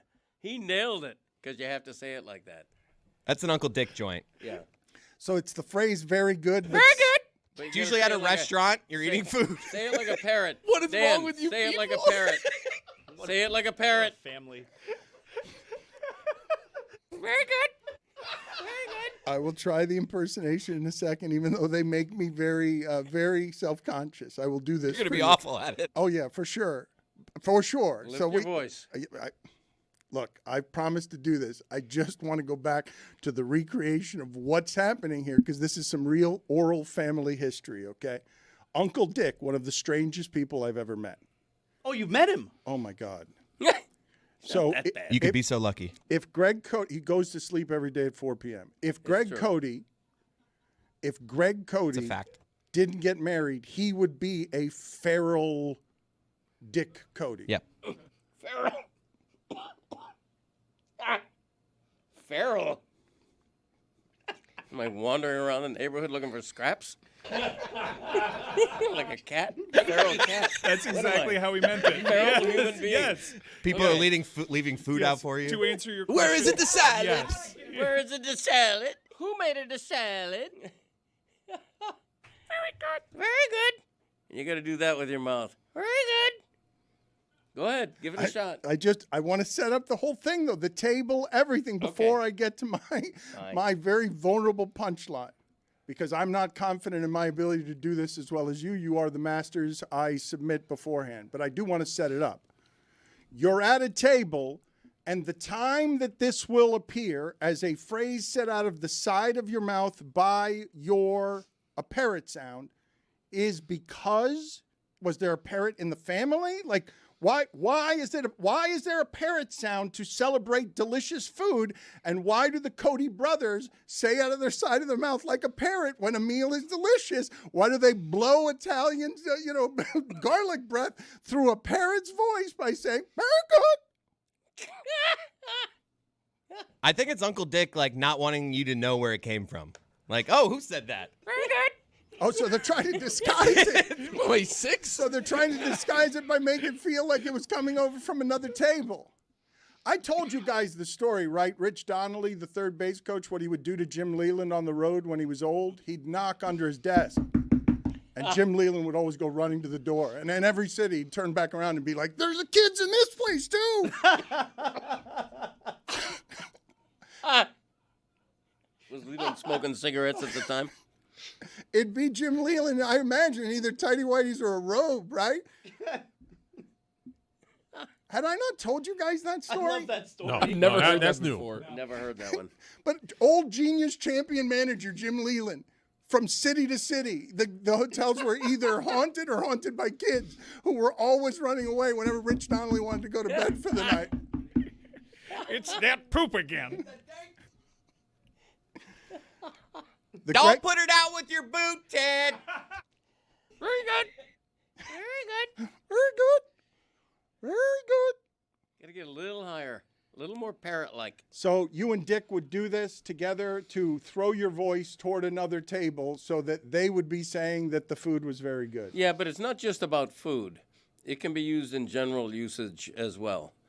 You know, like if Christopher... Good golf shot. Yeah. Very good. If he mashes a 280-yard drive right down the middle... I'll hear it from Uncle Day, like, very good. Yeah, something like But that. also it sounds Right, like, I'm like, who's it that? sounds Where's like their it's a bird? compliment from the other fairway, Yeah. though, because Outside, I think it's over like the an years actual they parrot. must have Birds here too. they must have gotten very good at throwing their voice into the woods. Look, somebody in the gallery just said, very good. Like a parrot. Yes. Can someone please do that at a golf tournament so we can play it on the show? But that's how a catchphrase works. That's why it can't be and so on and so forth. That is a perfect golf shot. Gallery heckle. Oh my God. The waste management open. Please, somebody do it. Do it at the Masters. I thought, man, if that happened at the Island Green.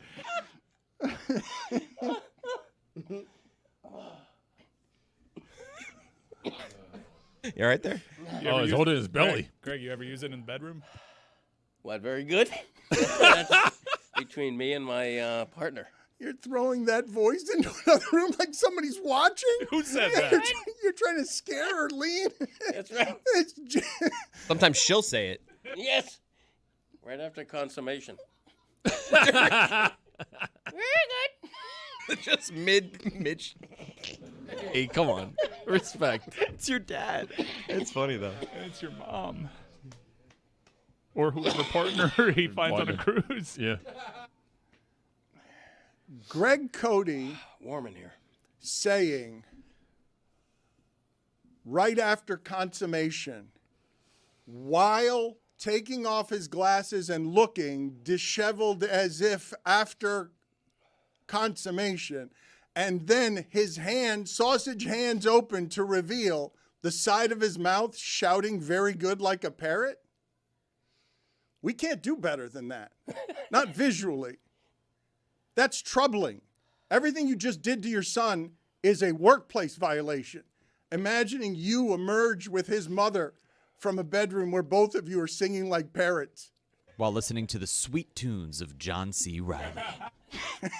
That was the best one you guys had. That one was that. How is John? You open. That's why You I gotta was open with first. Stone Street is That's good why I was too. first to get buy-in. Stone Street is good. Let's pair Greg Cody's laugh against David Sampson's laugh. The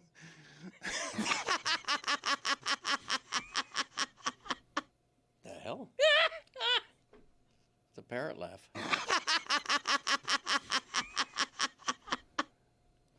Is LeBron going to play in Miami?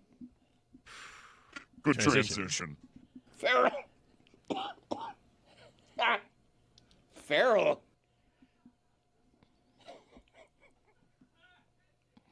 Why would I be saying to myself that was a good transition? You got to call your shot. Yeah, you felt confident. Honestly, we had the out. Yeah.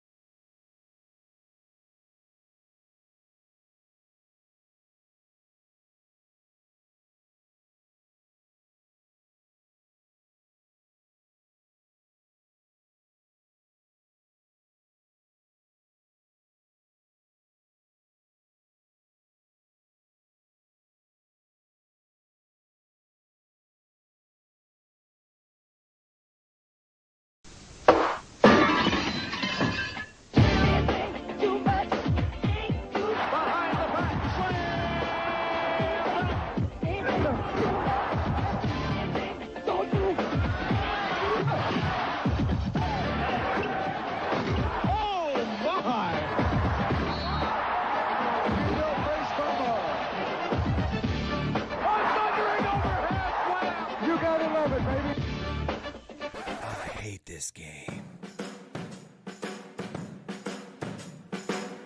It's easier to play today. We got guys who shouldn't be shooting threes. I wanted to come and sit down and watch a real game between Oklahoma City and San Antonio the other night, and then I find out half the people aren't playing, which is the norm. These guys are making $20, $30, $40 million a year. They work 6-7 months a year. We stay at the best hotels in the world. They ain't got no problems. You don't even know where the games are. You don't even know where they are. Is it on Prime? Is it on ESPN? Is it on NBC? NBA TV? Where the hell's the game? Can't find it. I hate this game.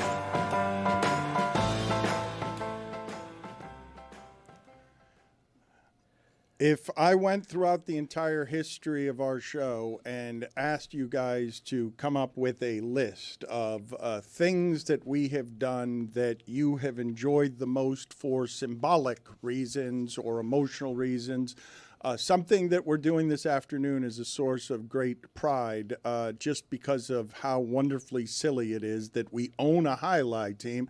And today we're going to, in the year 2026 of our Lord, broadcast a highlight game to the nation with Mike Ryan. And are they surprise guests?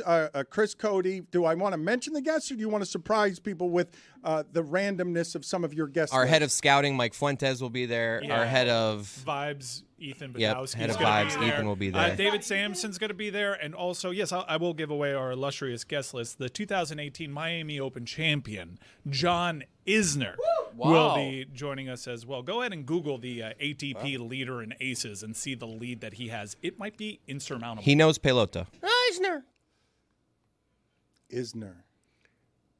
I didn't say that. Isner. Yes, but we are doing a live we secured the rights to today's game happening at the Fronton at 3 o'clock Eastern. That's first toss. We'll be live at 2:45, and we'll be commentating on our team's game. They're playing the Fireballs. You'll see all the big stars. What are you laughing about? What are you laughing? I'm not kidding you when I tell you. What are you laughing about? You almost died at the place. This is real.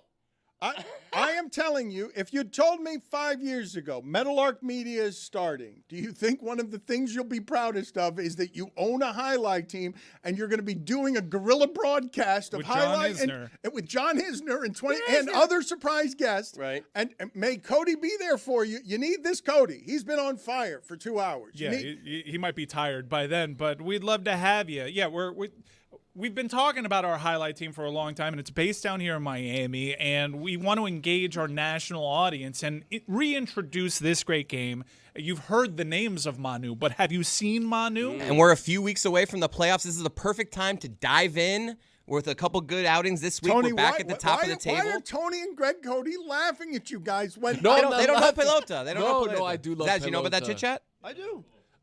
Mike says that we've talked about Manu for so long, and this is the experience for people for him to actually be seen. And I think it's just a funny visual when you think of the powerful warrior that is Manu, and then you see him, and you're like, oh, yeah, he's the best back quarter in the world. Thank you. Yeah, and you see the power. Right. It jumps off. You get to see legends like Iñaki and Jairo, as well as new players, former Cyclones that have been reintroduced to our ecosystem in Bradley. Nobody throws the pelota harder than Bradley. Your father is laughing at you. And your father is laughing at Chris Cody. It's all fun and games until you see the Undertaker. Yeah. Somebody now is not invited to the playoffs. This guy likes to laugh, and then as soon as the playoffs come around, he wants to show up, but nope, not invited. I might be there Friday night for the match. Nope, good. Not invited. Yes. So if we turn you on to this sport during today's broadcast, we play again on Friday, and now with the working knowledge of what highlight is all about, we hope that you come out and support the Cyclones on Friday. Free. Yes, it's free. It's at Casino Miami, the Jam Arena, brand new, sparkling venue for our tremendous sport. The sound of this court. Yeah, I wanted the opportunity to show you what this sport is all about because many of you maybe don't know how to find this. Well, guess what? You're watching us right now. You know exactly where to find this broadcast today. It's right here on our YouTube page, youtube.com/@LeBatard Show. We'll be live throughout the entire match, and you will learn about the world's fastest game. Eyebrows protect the eyes by diverting rain and debris and sweat. So they're essentially a blockage for you, Greta, and they protect your eyes. You know what I've noticed Call him Gray. recently? What was that? Greta? I think I might have said Greta. Yeah, I think you did, yes. Van Fleet? I've been called Thornburg. Did you just throw it to Greg Cody and refer to him by the old woman's name? Because there's no way we're still making Greta's. Nah, Greta Thunberg. There's one that's Baby particularly Greta, annoying. you think we're naming Particularly baby? annoying. What? Those are Jeremy's words. Want to talk Cuba? I do actually. I think I can do better. Let's do it. Take two. Greg wants to talk Cuba. I have this to say. If you're going to give any country freedom by force, it should be Cuba. Now,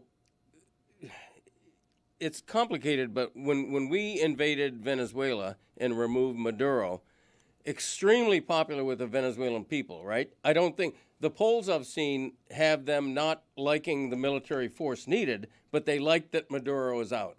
And so similarly, Cuba has suffered for years, for decades, for generations.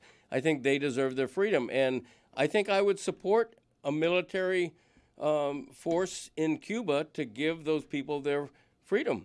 And I don't often say that. I'm not a hawk. I hate that we invaded Iran. But I don't know. With Cuba, I just think the people deserve it. I hope it doesn't come down to needing to take it by force. That would make me a little bit more out on it. I think Cuba is obviously super complicated. We've lived to see us grow out of our echo chamber down here, where what you said was met with universal praise, really. And now, as we've gotten further along from it, people are generally over the plight of the Cuban exile. They're over their outsized political influence, and socialism and what it does to one's economy is often viewed through that prism. And it becomes a standard bearer for what socialism is to both the right and to the left. And neither of those sides really do a good job of taking into account history. For those on the right, they view Cuba as proof positive that socialism doesn't work, whereas those on the left say socialism does work, and it would work if it were not for the U.S.'s crippling sanctions. And everyone talks about these sanctions in a vacuum when they totally overlook history, which was during the Cuban Missile Crisis, 90 miles away, weapons of mass destruction were potentially brought in by the world's greatest enemies. Now, I know America has a sordid past and present, but during the Cold War, I believe that we were the good guys, right? And the Soviets were knocking on our door. And I think a lot of people weighing in on this haven't spoken to somebody that was hiding under their desk doing A-bomb drills. And all these crippling sanctions are a byproduct of our greatest enemies in the world threatening to use a land that was 90 miles away strategically to bring us closer to World War III than we've ever been. And if you think a developed Cuba wouldn't have been aligned with those very same enemies, I think you're playing yourself a little bit. It is a national security threat, and the people are suffering. And right now, the people that are left, who knows how many millions, because people like to pick apart their population numbers, they are victims in this. I think we should absolutely be allowing humanitarian aid in right now, and the U.S. is blocking that. But they're also arguing that we're at the 11th hour here, and this regime is almost choked out. Let me be clear on something, okay? That island is starving. That is what's happening right now. And it's happening in a lot of places all over the world. And it's starving, at least in part, because of 70 years of U.S. sanctions and an embargo that made it impossible for that island to succeed under its government principles for all the reasons that Mike enumerated. You can't have that kind of threat 90 miles off of our shore while Greg Cody's saying he needs to be hawkish here. He doesn't mind hawkish when hawkish isn't needed. Loosen the sanctions, normalize the relations, help the actually suffering people. Don't make it about politics. Help the actual people. You don't have to make it about, I'll take the country whenever I want and be flippant about it. I'd have the honor of taking that country. It's a starving island. We've helped it rot for 70 years because of how we've tightened the grip, understandably, in the name of keeping our shores safe. But those people don't have to starve. It's worse there than it's ever been. It's been plenty bad for 70 years. Well, the issue is, how do you ensure that the people are actually getting what it is that humanitarian is getting sent over, right? Because for a long time, the government just takes whatever they want and then leaves the people with nothing. That's not necessarily true. Okay. I'd love to hear how that is. So tell me. Tony, things have gotten better at different points over the course. Like, it is up and down. Their economic stability within the world economy has been at different stages. They haven't been at the very bottom the entire time. You look back 10, 15 years ago as sanctions were being lifted and the economy there got better. People had more. The Cuban leadership allowed humanitarian aid to come in, and it affected the economy. Like, these things are true. And while, yes, obviously, like, there has been more going to the leadership than there has been going to the people. Like, there is a disparity for 70 years. Yeah, but it stems from the very beginning, Tony, of this is a 70-year-old conflict that was from 70 years ago. And when the Soviet Union collapsed about 30 years ago, a lot of that changed, and who the allies are and who is, quote-unquote, funding what. Every mission that the United States goes on with their intervention is under the guise of terror threat, weapons of mass destruction, all of these things. And with Cuba, it was the proximity that was the scary part. Yeah, a very real thing. Yeah, it was. And at the same time, the United States had their nuclear weapons in Turkey pointed at the Soviet Union. And both sides were able to come out of that saying they were the winner after the Cuban Missile Crisis. That's how it was all positioned. And so I'm not here saying that I care most about, like, and you guys do too. This place that we stand, all of us equally, is we care the most about the Cuban people being able to come out of this better off.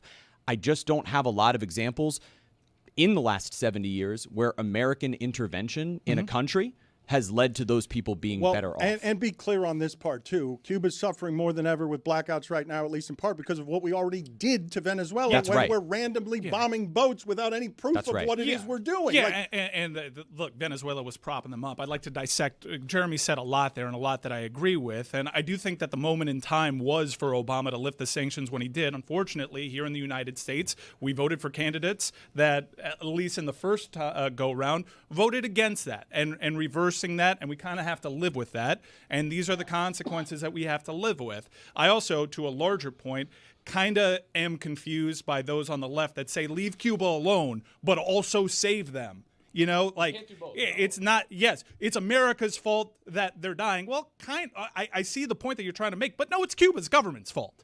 It's Cuba's government's fault, and you're asking for America to rescue them. Intervene, but only intervene to a certain degree. Unfortunately, Obama's policies did not have the chance to survive. We are here right now. So what does this mean for the future?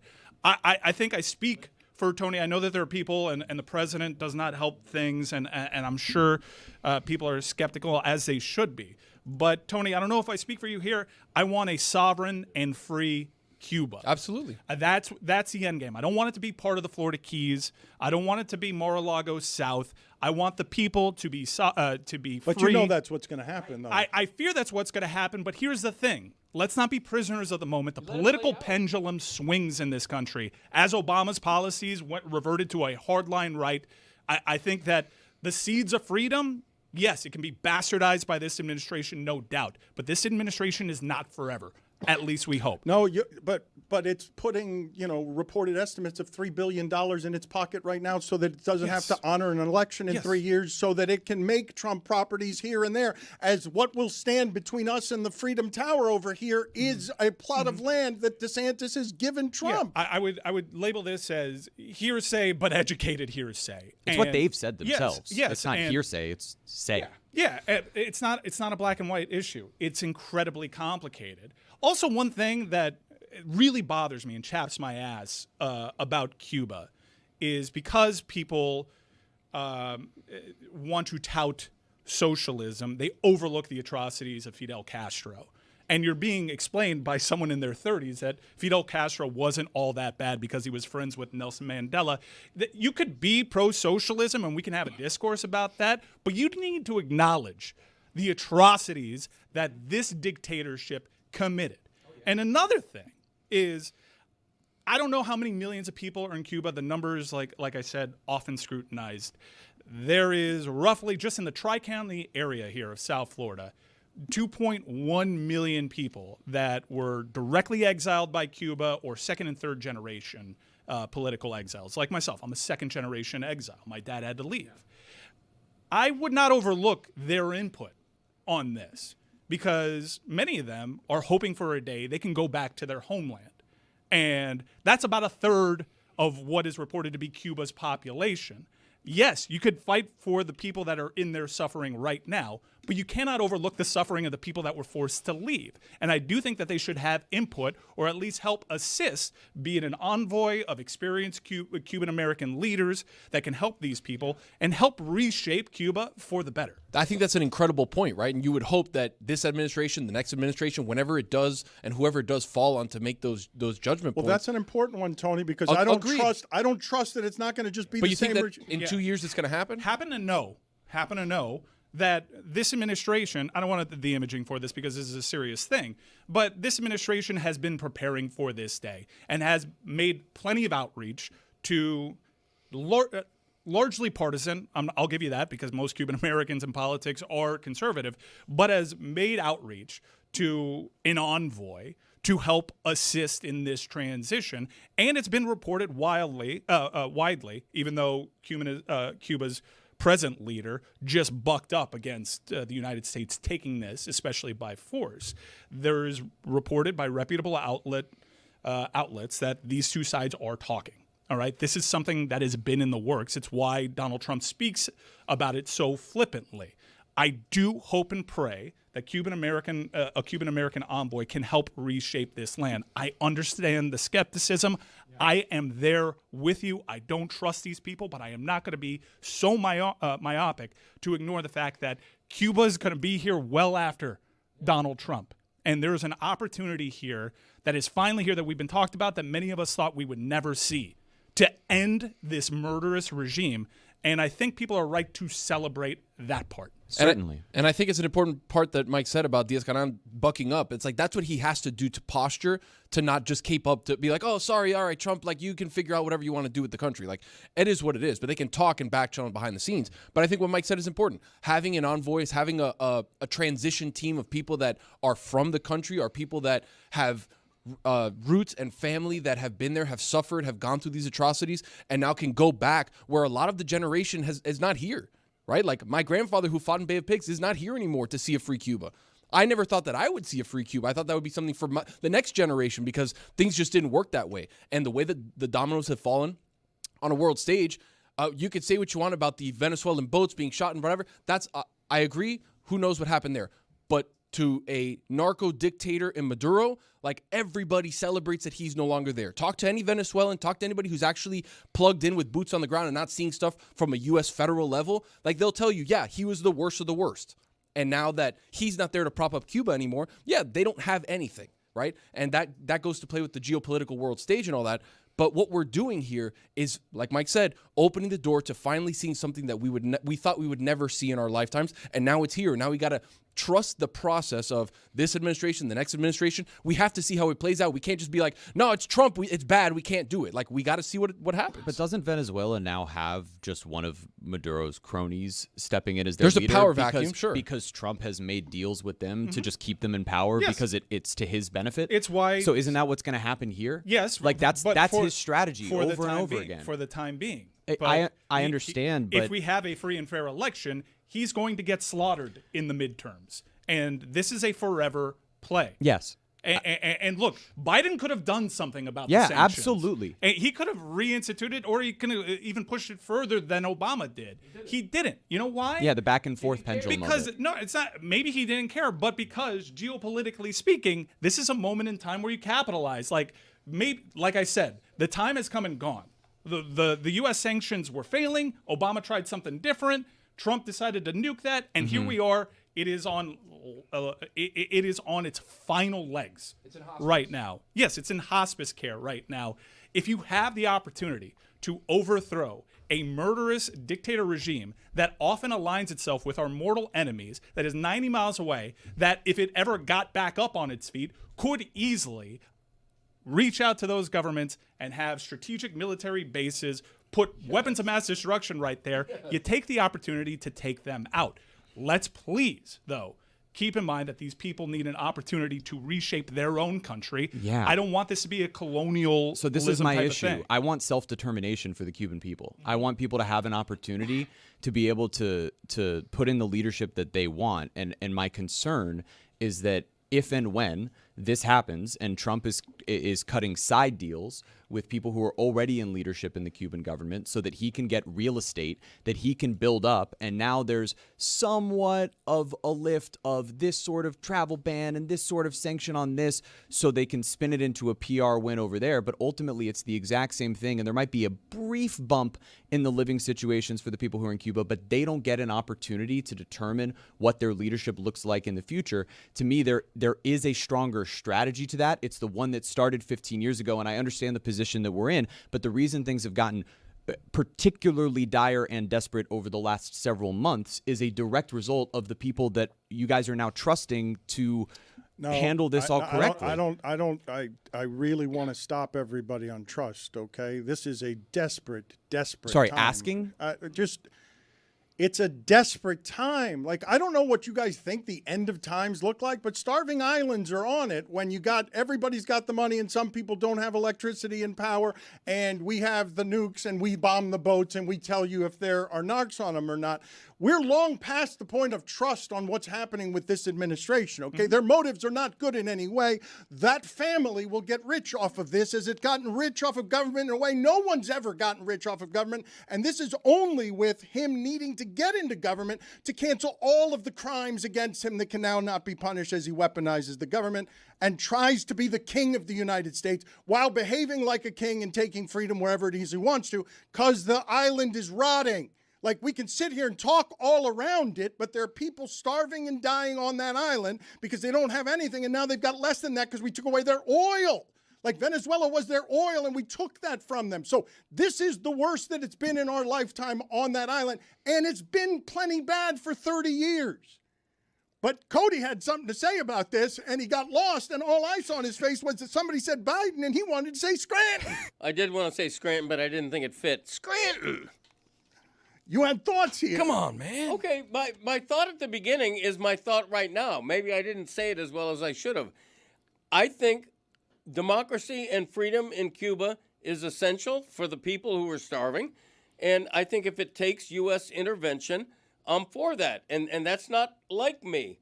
That's not like me to say I think we should invade. I'm just saying there's no reason not to think that in a year it's not going to be Trump casinos being built under someone else in the Castro regime, because that's the deal that got struck. I understand lamenting that, but there's nothing we can do about that. We have to hope for the best, and if we don't like the direction that it's heading, and if we want to reverse it, we do what the American people have done for the last 20 years, decide, I don't like how that's going, and we say what we mean with our votes, and we reshape that.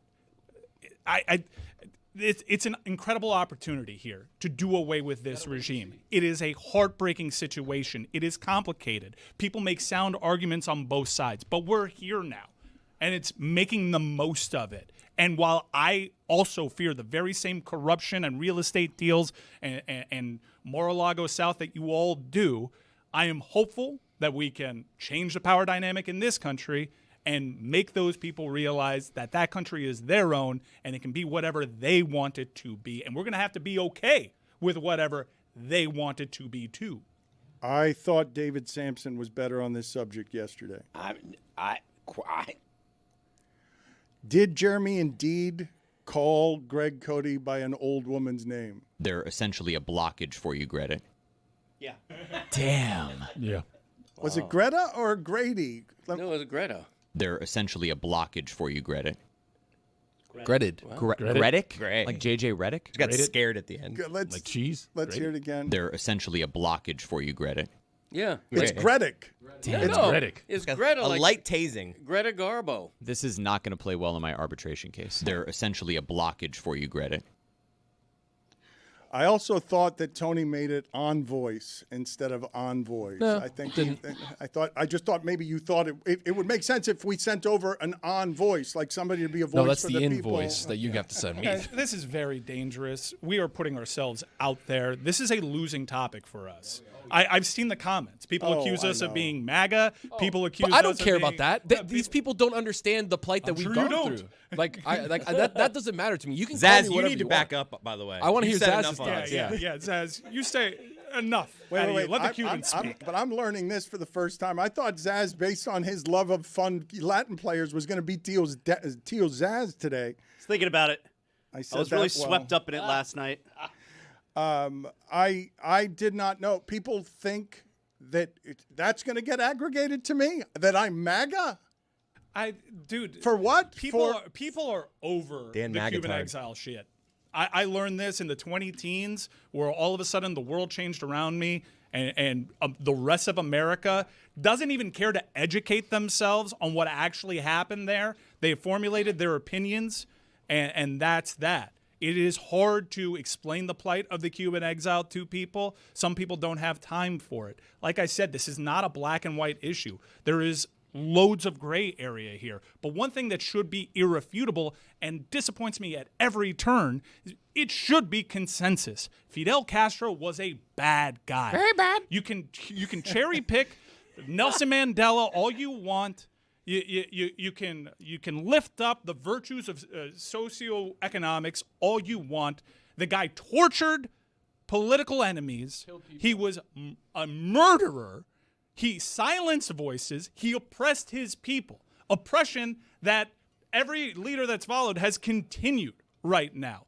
Yes, the sanctions are partly to blame, largely to blame. But this has all happened on that government's watch. They are a monstrous regime, and they have long been super dangerous to this country, even when we kind of knew when we were the good guys. So please, let this play out. Hope for the best, and if it starts turning in a way that you don't like, vote for change. I'll move off of this subject in just a second. I didn't realize that people had tired of it, and I can't particularly care that people have tired of it, given how, obviously personal and emotional this one is to me, because my grandparents died without seeing Cuba be free. And my parents consider themselves Americans first. They're proud to be in this country, and they don't consider themselves Cuban. They consider themselves American because of the opportunities that have been offered by this country. Cuba has been great at education and social medicine while we've strangled a Fidel Castro who came into power and was controversial, at least in part because of how he sided with black people. This isn't black and white. It's black and white and brown, and it's all of the garbage. It's all of it, because there are plenty of people who can make the arguments on behalf of what Fidel Castro was trying to revolutionize when he became what I've always called our Hitler. That's an emotional one. And once I say our Hitler, obviously Cubans just want that eradicated, and it almost doesn't matter the cost. It doesn't matter the displacement. It doesn't matter the lack of freedom. It doesn't matter the trampling of democracy. It starts emotionally there with get rid of everything that person represents, and there's no discussion to be had after that. Yeah, I want to seize on the universal health care and how people tout that, and look, that can certainly be refuted. America at large is confused and angry at MAGA conservative Cubans' total dismissal of socialism. People need to understand that through those socioeconomic programs like subsidized housing, universal health care, and education, that regime would advance their cause and propagandize their cause. I have spent numerous days trying to learn why Miami is so weird, and it's not just Cubans. It is people that have come from parts of Central America, South America, that have had their own dictatorships, that feel the very same way about things that, in a vacuum, are pretty good. Everybody should have health care. And the reason is these tyrants have often used that as the Trojan horse to oppress their people. Like I said, it's an onion. It's complicated. It's not as simple as subsidized housing and universal health care good, when evil people use it to advance their means. Greg Cody's feuding with Damashek. Why? Wow, that was a jarring change, but Better than my LeBron transition? Yeah, probably. What wouldn't be? Yeah, Damashek. He's stealing all my material. I'm told he's now doing Back in My Days as Back in My Daves. It's damn good. He stole my. I should have been the one to voice the. What do you call it? Go ahead. I'm gonna let you find it. No, the it looks like contest. Come on, help him. Who made it a salad? Yeah, and his voice is on that now. forth. He's still. Did anybody at the show have the courtesy to tell me that I wouldn't be voicing that this year? No, must have been an oversight. But all 10-day of a sudden, cruise. All of a sudden, You were in Tortorella. I hear. I was John? Tortola. Yeah, and it was Yeah. impossible to do that well ahead of time. Well, Dave's only doing your material because you're not doing your material. That's not true, Roy Bellamy. That's not true. Whoa. What was that? That's not true. I've come back like a monster in 2026. I did a BIMD in January. I did a BIMD in February. I plan to do a BMID in March, although Damashek's intrusion may call that into question. I'm just saying, what's next? Is Damashek going to host the next episode of the Greg Cody Show? I mean, he's intruding on my territory here, and I got to say, I'm about to declare war. It's BMID. That's the phrase you want to use after everything? He said he wasn't a hawk. Yeah, he said he's a hawk. Yeah, Said he's back in not my a day, hawk. it's called BIMD. Everybody knows that. I know. Bimmed. But no. You were saying go to war with Damashek, and I Yeah. was asking you, that's the phrase you want to use? Well, go to civil war. That's what I'm doing. It's a civil war. Why can't we have civil wars anymore? I don't mean countrymen against countrymen. I mean civility. Very good. Why can't we have doorstep. civil war Yeah. anymore? Who Civil mega war. the salad? Yeah.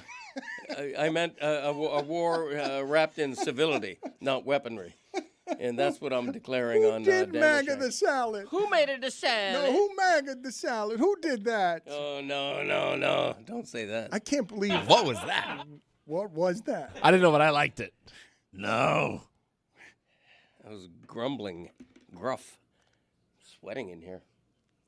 Le Batard Show doesn't pay its electric It is bills. toasty. Spread the news. Can you get me the Damashek soaked looks like so that I can update today the parts of the tournament that I have not updated because I've been remiss in not doing that. But Zaz has some details that are trickling in on the WNBA negotiations because overnight, 3 a.m., everything was settled. There's going to be a season in 50 days, and you can't comment on it intelligently unless you know some of the details on the percentages. Not the spin from both sides on who won, but what the percentages are on labor, because when they were talking 14-15% of revenue, we were talking about shittier salaries than those in the UFC. So what are the details on what we got here? So I'll give you the new numbers, and then for context, what the old number used to be. The salary cap is going to start at $7 million when last year it was $1.5 million. The supermax for players will be $1.4 million. It used to be just under $250,000. The average salary is going to be around $600,000. It used to be $120,000. The minimum salary is going to be over $300,000. It used to be $66,000. That to me is huge.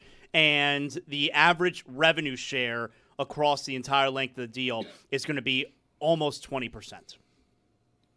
So that means the players got it up from 14 or 15% to 20%. Well, and you remember Trista the other day said that the number has to be like in the low 20s. Yeah, and so I think this is actually, from what I know so far, and I'd have to read more about it because those numbers can skew, right? Of course, they're going to improve all the salaries. The league has exploded, and it's exploded by a factor of more than 10. Their revenues have exploded by factors that are bigger than that minimum coming up from 60 to 300,000. So forgive me if I need to read a little bit more about this to sort of figure out who won and who lost, because some of these details have been kept private overnight, and now the spinning begins. So I'd like to know where the facts are on this, because they just rescued a giant revenue stream, but I doubt very much it's just straight compromise. Everybody's like, hey, you're good, we're good, and they met at the halfway point. I'm guessing somebody lost here. I'd like to know who it is that lost, whether it was the owners or the players. Who won? I don't want to know. I don't want to know. Well, I guess I could spin the positive and make it about who won, and so on and so forth. Yeah, that'd be nice for once. Friday, 10:10 p.m. out west, the most unfair game of the entire tournament. The number 7 Miami Hurricanes, who are they had the best regular season they've ever had record-wise. They have to go and play in St. Louis at Missouri, and Miami is represented by Jim Rome. Looks like the guy who regularly takes practice golf swings in his office. All right, I like our squad. That is a good squad going up against Missouri. Are you afraid of this as a 10 seed? Andy Reid looks like the guy on the bowling team that everyone calls Old Twinkle Toes. I'm not afraid. Playbook's out there on how to beat them. It is in Missouri, though. That is a pretty good one, though. Old Twinkle Toes is dangerous. Home in the court tournament. advantage for old Andy. Yeah. Texas Tech is a 5 seed. That's a good basketball team represented by Jalen Brunson looks like the valet driver who lost your keys. Yeah. That's happened to me with someone who looked suspiciously like Underseeded. more like Jalen Brunson than any other athlete I've ever met. Akron is the opponent against Texas Tech, represented by Tom Thibodeau looks like the 64th person killed by Liam Neeson in the movie Taken. He's at a table. No, that's seated, good. I like it more than most. Heavily guarded. We haven't introduced this 1 seed, Arizona. This is a 1 seed, and this is a killer. Jonathan Zaslow looks like an off-duty mime. That's the number 1 overall seed. It's your big eye head. Duke is the number 1 overall seed, so this is a 1 seed, but Jeremy's saying that's the best one we Should have. have been. That's against 16th-seeded Long Island, which is represented by Drake May looks like he's totally sick at hacky sack. That could be an upset. They could cover. I just said that's the best one overall, but holy cow. Virginia is a 3 seed, is represented by Bill Plaschke looks like he's the father of Jonathan Zaslow. How is that not a 1 seed? Wow. They had a great tournament, too. That's a good thing when he's coughing. I mean, he thought it was funny. That's hilarious. Very good. Very good. Oh, man. Have you guys, you have noticed, right, that the cough most often for us to make him laugh because that's when you cough the most. Yeah, this show's killing me. Virginia and Bill Plaschke as Zaz's dad is going to be hard to beat for anybody. 14-seeded Wright State is going to try to do it, though. Cal Raleigh looks like a likable dad who started a YouTube cooking channel, sharing easy crock-pot recipes you can make at home. Should be easy for Bill. Number 4, Alabama, which had a player suspended or arrested for 2.1 pounds of marijuana. Aiden Holloway is his name. Is that a lot of marijuana? I ask because it's a felony charge. How much? Say it again. 2.1 pounds of marijuana. Yeah. I'm not familiar with the measurements here, but I did reach out to somebody on the cost. What do you guys think that would cost? 16 pounds in an ounce. I think it's probably maybe like 8,500, somewhere around that. 16 pounds in an ounce. 16 ounces. 16 ounces in a pound. Times 2. Somewhere around 8,500. If you're breaking it down, you can get a half ounce for I've heard for about 120, so 130. Should we call your math friends? I'm going based on numbers from 25 years ago. Math friends? It sounds like Dan's got drug friends. It's $4,000 what that costs. To whom? $4,000. Is that wholesale price, or do you get it straight from the plug? Dude was making a lot of NIL money. He's just pushing for the love of the game. When I heard that amount, I'm like, what if you're just the guy who does it for your team, does it for everybody? What if you're like, is $4,000 a lot for a professional team? Do you think Durant has that much? Do you think Durant has that much in his house? Yes. Yeah. Yeah. So we're going to arrest him on a felony charge? He's not driving with it. Yeah, I mean, is that illegal to have that in your home? Narc. I'm just thinking that it's the amount that's the felony charge. I think the intent to sell is the charge now. But they tie that to the amount you have, which is no one person can smoke 2 pounds, so you must be distributing. That's why they kind of rope that in. But say that. But if I say that amount for a team, you shrug, do you not? If I'm saying he's their guy. He's the guy who He's gets the plug. it, You're saying he's the plug. I'm asking you, look, we're at this point we assume with marijuana, right? I mean, I asked Baron Davis this years ago. He said 80% of the league smoke. We're assuming now that guys are regularly playing high, correct? Yes? We're assuming that guys are regularly playing high or not? I don't assume that. You don't? No. In the NBA, I'd say more than college. Yeah. Playing high is kind of nuts.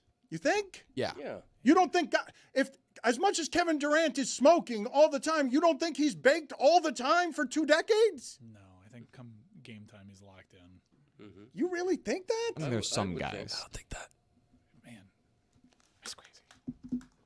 Guys, listen up. DraftKings Sportsbook, the #1 sportsbook for live betting, is built for March. The tournament is unpredictable, but the rewards are guaranteed. And DraftKings is delivering some of the most generous rewards in the market. New to DraftKings, bet just $5 and get $200 in bonus bets instantly. Download the DraftKings Sportsbook app now and use code DAN. That's code DAN to turn $5 into $200 in bonus bets instantly. In partnership with DraftKings, the crown is yours.